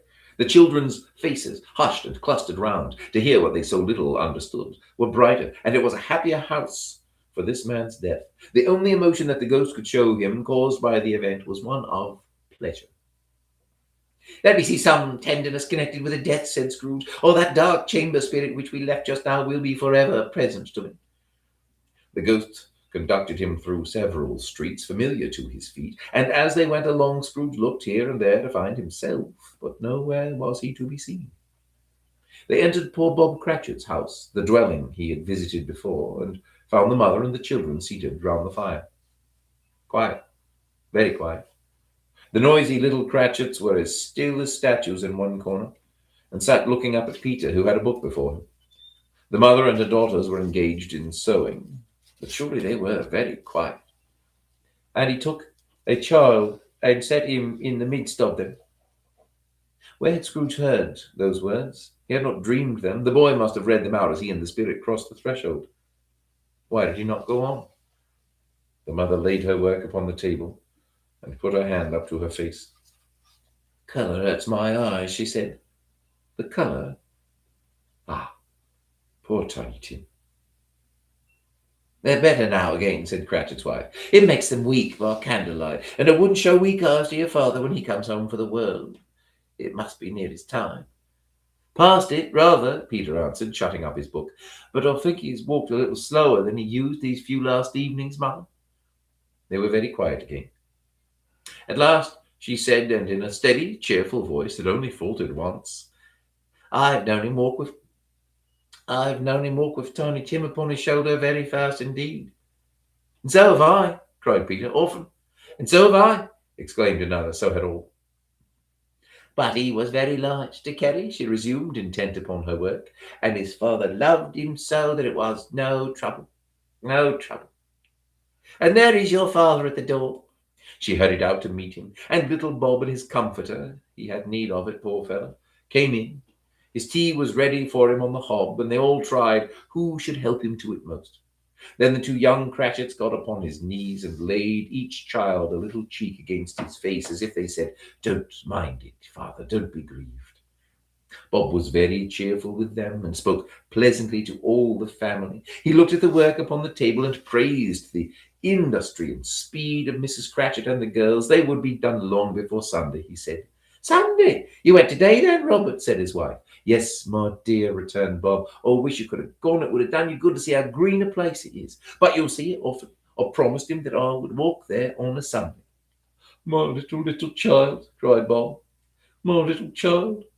He broke down all at once. He couldn't help it. If he could have helped it, he and his child would have been farther apart, perhaps, than they were.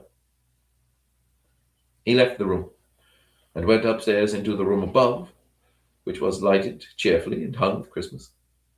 There was a chair set close beside the child, and there were signs of someone having been there lately. Poor Bob sat down in it, and when he had thought a little and composed himself, he kissed the little face. He was reconciled to what had happened, and went down again quite happy. They drew about the fire and talked, the girls and mother working still. Bob told them of the extraordinary kindness of Mr. Scrooge's nephew, whom he had scarcely seen but once, and who, meeting him in the street that day, and seeing that he looked just a little down, said Bob, inquired what had happened to distress him. On which, said Bob, for he is the pleasantest spoken gentleman you ever heard, or told him. I am heartily sorry for it, Mr. Cratchit, he said, and heartily sorry for your good wife. By the by, how you ever knew that, I don't know. Knew what, my dear? Well, that you're a good wife, replied Bob. Everybody knows that, said Peter.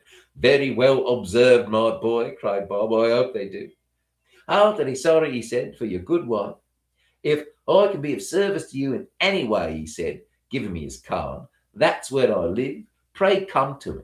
No, it wasn't, cried Bob, for the sake of anything he might be able to do for us, so much as for his kind way, that this was quite delightful. It really seemed as if he had known our Tiny Tim and felt with us. I'm sure he's a good soul, said Mrs. Cratchit. You would be sure of it, my dear, returned Bob, if you saw and spoke to him. I shouldn't be at all surprised, mark what I say, if he got Peter a better situation. Only hear that, Peter, said Mrs. Cratchit. And then, cried one of the girls, Peter will be keeping company with someone and setting up for himself. Get along with you, retorted Peter, grinning. It's just as likely as not, said Bob, one of these days, though there's plenty of time for that, my dear. But, however, and whenever we part from one another, I am sure we shall none of us forget poor Tiny Tim, shall we? Or this first parting that there was among us? Never, father, cried they all. And I know, said Bob, I know, my dears, that when we recollect how patient and how mild he was, although he was a little child, we shall not quarrel easily among ourselves and forget poor Tiny Tim in doing it. No, never, father, they all cried again.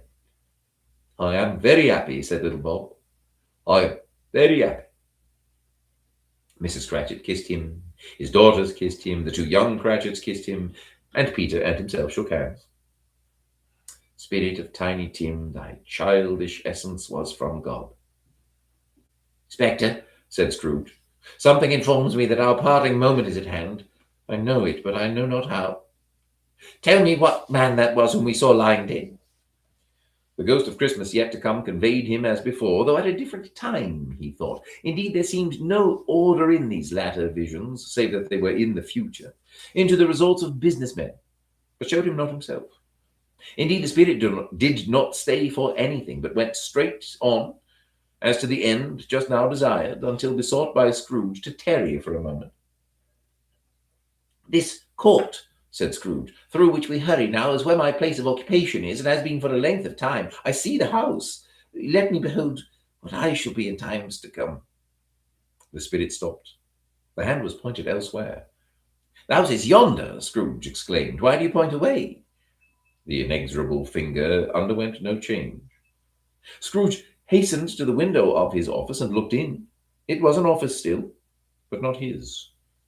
The furniture was not the same, and the figure in the chair was not himself. The phantom pointed as before.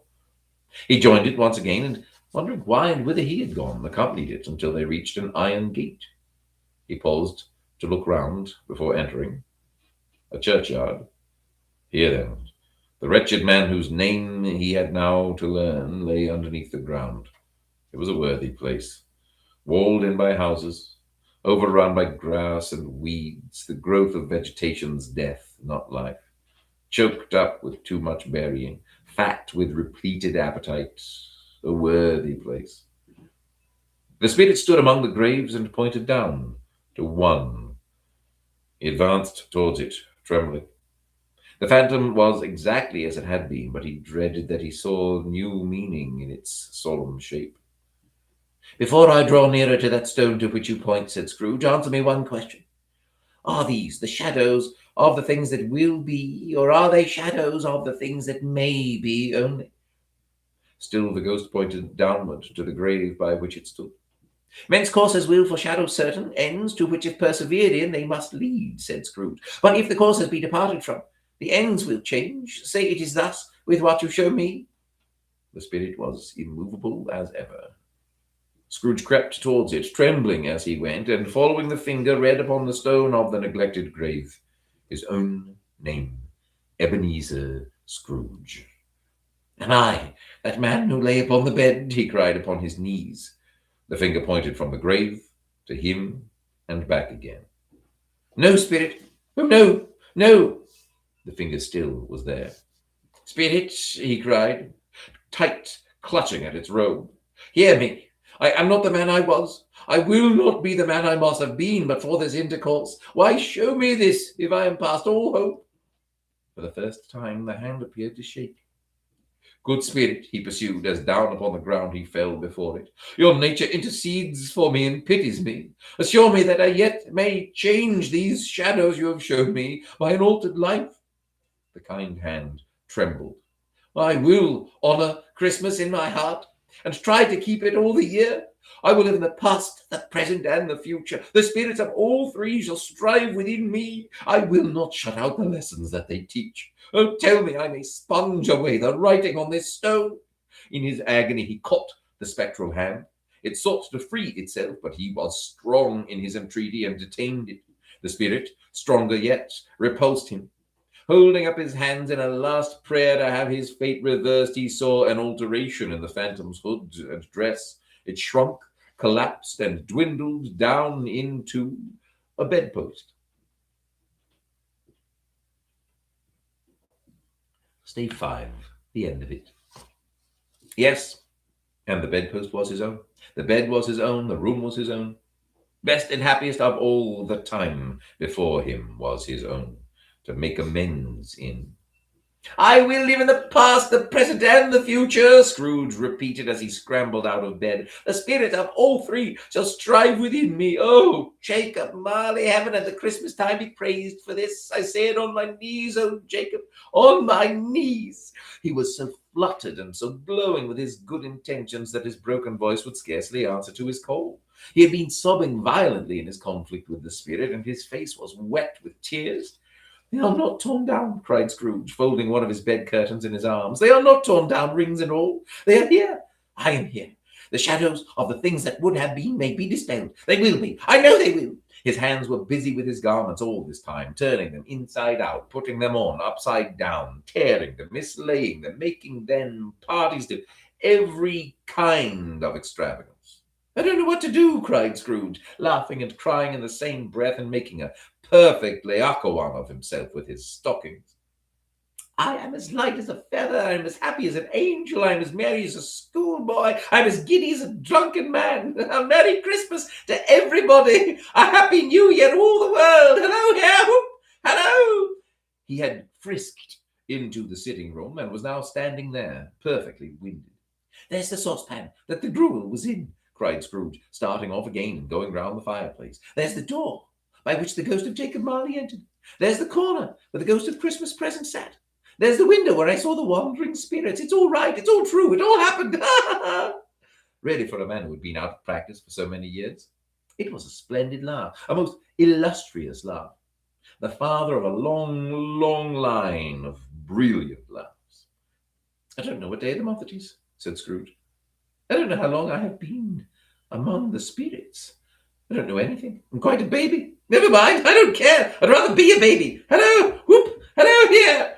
He was checked in his transports by the churches, ringing out the lustiest peals he had ever heard. Clash, clash, hammer, ding, dong, bell, bell, dong, ding, hammer, clang, clash. Oh, glorious, glorious. Running to the window, he opened it and put out his head. No fog, no mist, clear, bright, jovial, stirring, cold, cold, piping for the blood to dance to, golden sunlight, heavenly sky, sweet fresh air, merry bells. Oh, glorious, glorious.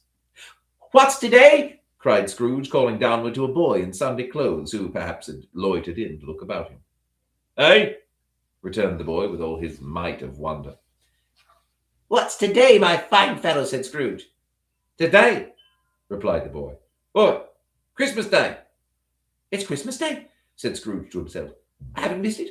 The spirits have done it all in one night. They can do anything they like. Of course they can. Of course they can. Hello, my fine fellow. Hello, returned the boy. Do you know the poulterers in the next street but one at the corner? Scrooge inquired. Oh, shut up, I did, replied the lad. An intelligent boy, said Scrooge. A remarkable boy. Do you know whether they've sold the prize turkey that was hanging up there? Not the little prize turkey, the big one. Oh, the one as big as me, returned the boy. What a delightful boy, said Scrooge. It's a pleasure to talk to him. Yes, we're back. It's hanging there now, replied the boy. Is it? Said Scrooge. Go and buy it. Walker, exclaimed the boy. No, said Scrooge. I am in earnest. Go and buy it and tell them to bring it here that I may give them the directions where to take it. Come back with the man and I'll give you a shilling. Come back with him in less than 5 minutes and I'll give you half a crown. The boy was off like a shot. He must have had a steady hand at a trigger who could have got a shot off half as fast. I'll set it to Bob Cratchit's, whispered Scrooge, rubbing his hands and splitting with a laugh. He shan't know who sends it. It's twice the size of Tiny Tim. Joe Miller never made a joke, and sending it to Bob's will be. The hand in which he wrote the address was not a steady one. But write it he did somehow, and went downstairs to open the street door, ready for the coming of the poulterer's man. As he stood there waiting his arrival, the knocker caught his eye. I shall love it as long as I live, cried Scrooge, patting it with his hand. I scarcely ever looked at it before. What an honest expression it has in its face. It's a wonderful knocker. Here's the turkey. Hello, how are you? Merry Christmas. It was a turkey. He never could have stood upon his legs, that bird. He would have snapped them short off in a minute like sticks of sealing wax. Why, it's impossible to carry that to Camden Town, said Scrooge. You must have a cab.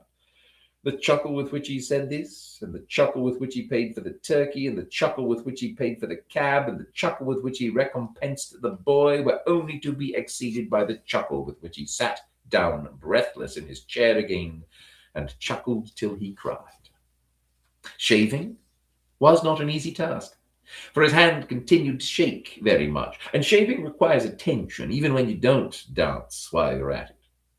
But if he had cut the end of his nose off, he would have put a piece of sticking plaster over it and been quite satisfied. He dressed himself all in his best, and at last got out into the streets. The people were by this time pouring forth, as he had seen them with the ghost of Christmas present, and walking with his hands behind him. Scrooge regarded every one with a delighted smile. He looked so irresistibly pleasant, in a word, that 3 or 4 good-humoured fellows said, "Good morning, sir, a Merry Christmas to you." And Scrooge said often afterwards that of all the blithe sounds he had ever heard, those were the blithest in his ears. He had not gone far when, coming on towards him, he beheld the portly gentleman who had walked into his counting-house the day before and said, "Scrooge and Marley's, I believe." It sent a pang across his heart to think how this old gentleman would look upon him when they met.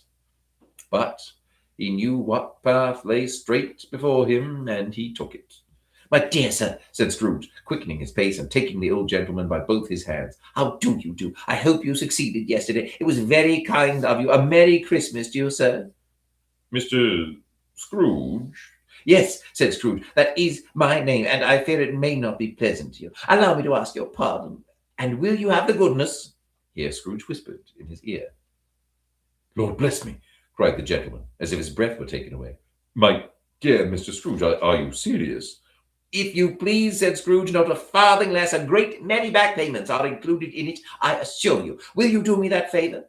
My dear sir, said the other, shaking hands with him, I don't know what to say to such munificent. Don't say anything, please, retorted Scrooge. Come and see me. Will you come and see me? I will, cried the old gentleman, and it was clear he meant to do it. Thank you, said Scrooge. I am much obliged to you. I thank you 50 times. Bless you. He went to church and walked about the streets and watched the people hurrying to and fro and patted the children on the head and questioned beggars and looked down into the kitchens of houses and up to the windows and found that everything could yield him pleasure. He had never dreamed that any walk, that anything could give him so much happiness. In the afternoon, he turned his steps towards his nephew's house. He passed the door a dozen times before he had the courage to go up and knock, but he made a dash and did it. Is your master at home, my dear? Said Scrooge to the girl. Nice girl, very. Yes, sir. Where is he, my love? Said Scrooge. He's in the dining room, sir, along with mistress. I'll show you upstairs, if you please. Thank you. He knows me, said Scrooge, with his hand already on the dining room lock. I'll go in here, my dear. He turned it gently and sidled his face in round the door. They were looking at the table, which was spread out in great array, for these young housekeepers are always nervous on such points and like to see that everything is right. Fred, said Scrooge. Dear heart alive, how his niece by marriage started. Scrooge had forgotten for the moment about her sitting in the corner with the footstool, or he wouldn't have done it on any account. Why, bless my soul, cried Fred. Who's that? It's I, your Uncle Scrooge. I've come to dinner. Will you let me in, Fred? Let him in. It is a mercy he didn't shake his arm off. He was at home in 5 minutes. Nothing could be heartier. His niece looked just the same. So did Topper when he came. So did the plump sister when she came. So did everyone when they came. Wonderful party, wonderful games, wonderful unanimity, wonderful happiness. But he was early at the office next morning. Oh, he was early there. If only he could be there first and catch Bob Cratchit coming late. That was the thing he had set his heart upon. And he did it. Yes, he did. The clock struck 9. No Bob. 1/4 past. No Bob. He was full 18 minutes and a half behind his time. Scrooge sat with his door wide open that he might see him come into the tank. His hat was off before he opened the door, his comforter too. He was on his stool in a jiffy, driving away with his pen as if he were trying to overtake 9 o'clock. Hello, growled Scrooge in his accustomed voice, as near as he could feign it. What do you mean by coming in here at this time of day? I am very sorry, sir, said Bob. I am behind my time. You are, repeated Scrooge. Yes, I think you are. Step this way, sir, if you please. It's only once a year, sir, pleaded Bob, appearing from the tank. It shall not be repeated. I was making rather merry yesterday, sir. Now, I'll tell you what, my friend, said Scrooge. I am not going to stand this sort of thing any longer. And therefore, he continued, leaping from his stool and giving Bob such a dig in the waistcoat that he staggered back into the tank again. And therefore, I am about to raise your salary. Bob trembled and got a little nearer to the ruler. He had a momentary idea of knocking Scrooge down with it, holding him and calling to the people in the court for help and a straight waistcoat. A Merry Christmas, Bob, said Scrooge with an earnestness that could not be mistaken, as he clapped him on the back. A merrier Christmas, Bob, my good fellow, than I have given you for many a year. I'll raise your salary and endeavour to assist your struggling family, and we will discuss your affairs this very afternoon over a Christmas bowl of smoking beer, Bob. Make up the fires and buy another coal scuttle before you dot another I, Bob Cratchit. Scrooge was better than his word. He did it all, and infinitely more. And to Tiny Tim, who did not die, he was a second father. He became as good a friend, as good a master, and as good a man as the good old city knew, or any other good old city, town, or borough in the good old world.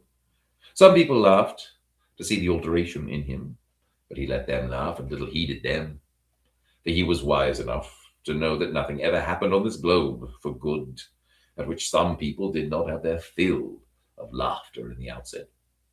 And knowing that such as these would be blind anyway, he thought it quite as well that they should wrinkle up their eyes in grins as have the malady in less attractive forms. His own heart laughed, and that's quite enough for him. He had no further intercourse with spirits, but lived upon the total abstinence principle ever afterwards. And it was always said of him that he knew how to keep Christmas well if any man alive possess the knowledge. May that truly be said of us and all of us. And so, as Tiny Tim observed, God bless us, everyone.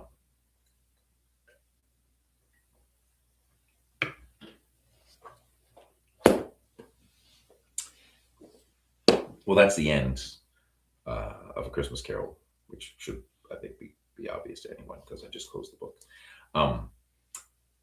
Thank you all for joining me. I don't think I said this at the first, but I mentioned it in the initial post that in the description below there is a link to the page of a place called St. John Center here in Louisville, which is doing good work for people who need good work done.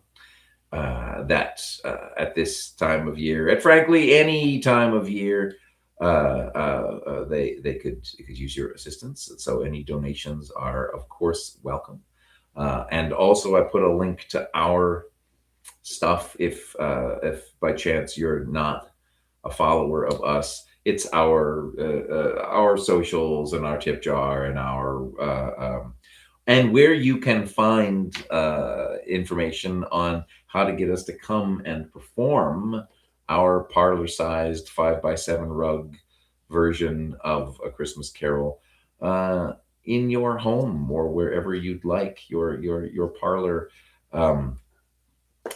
In 2026, we've already gotten bookings. It's very bizarre. We've already gotten, I think, 7 or 8. A couple of them are possibilities booked for a year hence, which is very exciting when you're doing all the booking yourself. People seem to like it, which is nice. If you've seen it, feel free to comment so that anyone who comes across this, I'm going to leave it up until Christmas time.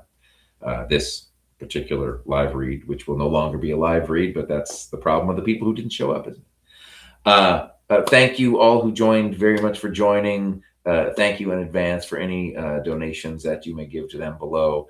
And happy holidays to all. Merry Yule and Happy Christmas and all of the things, and a Happy New Year. Adios.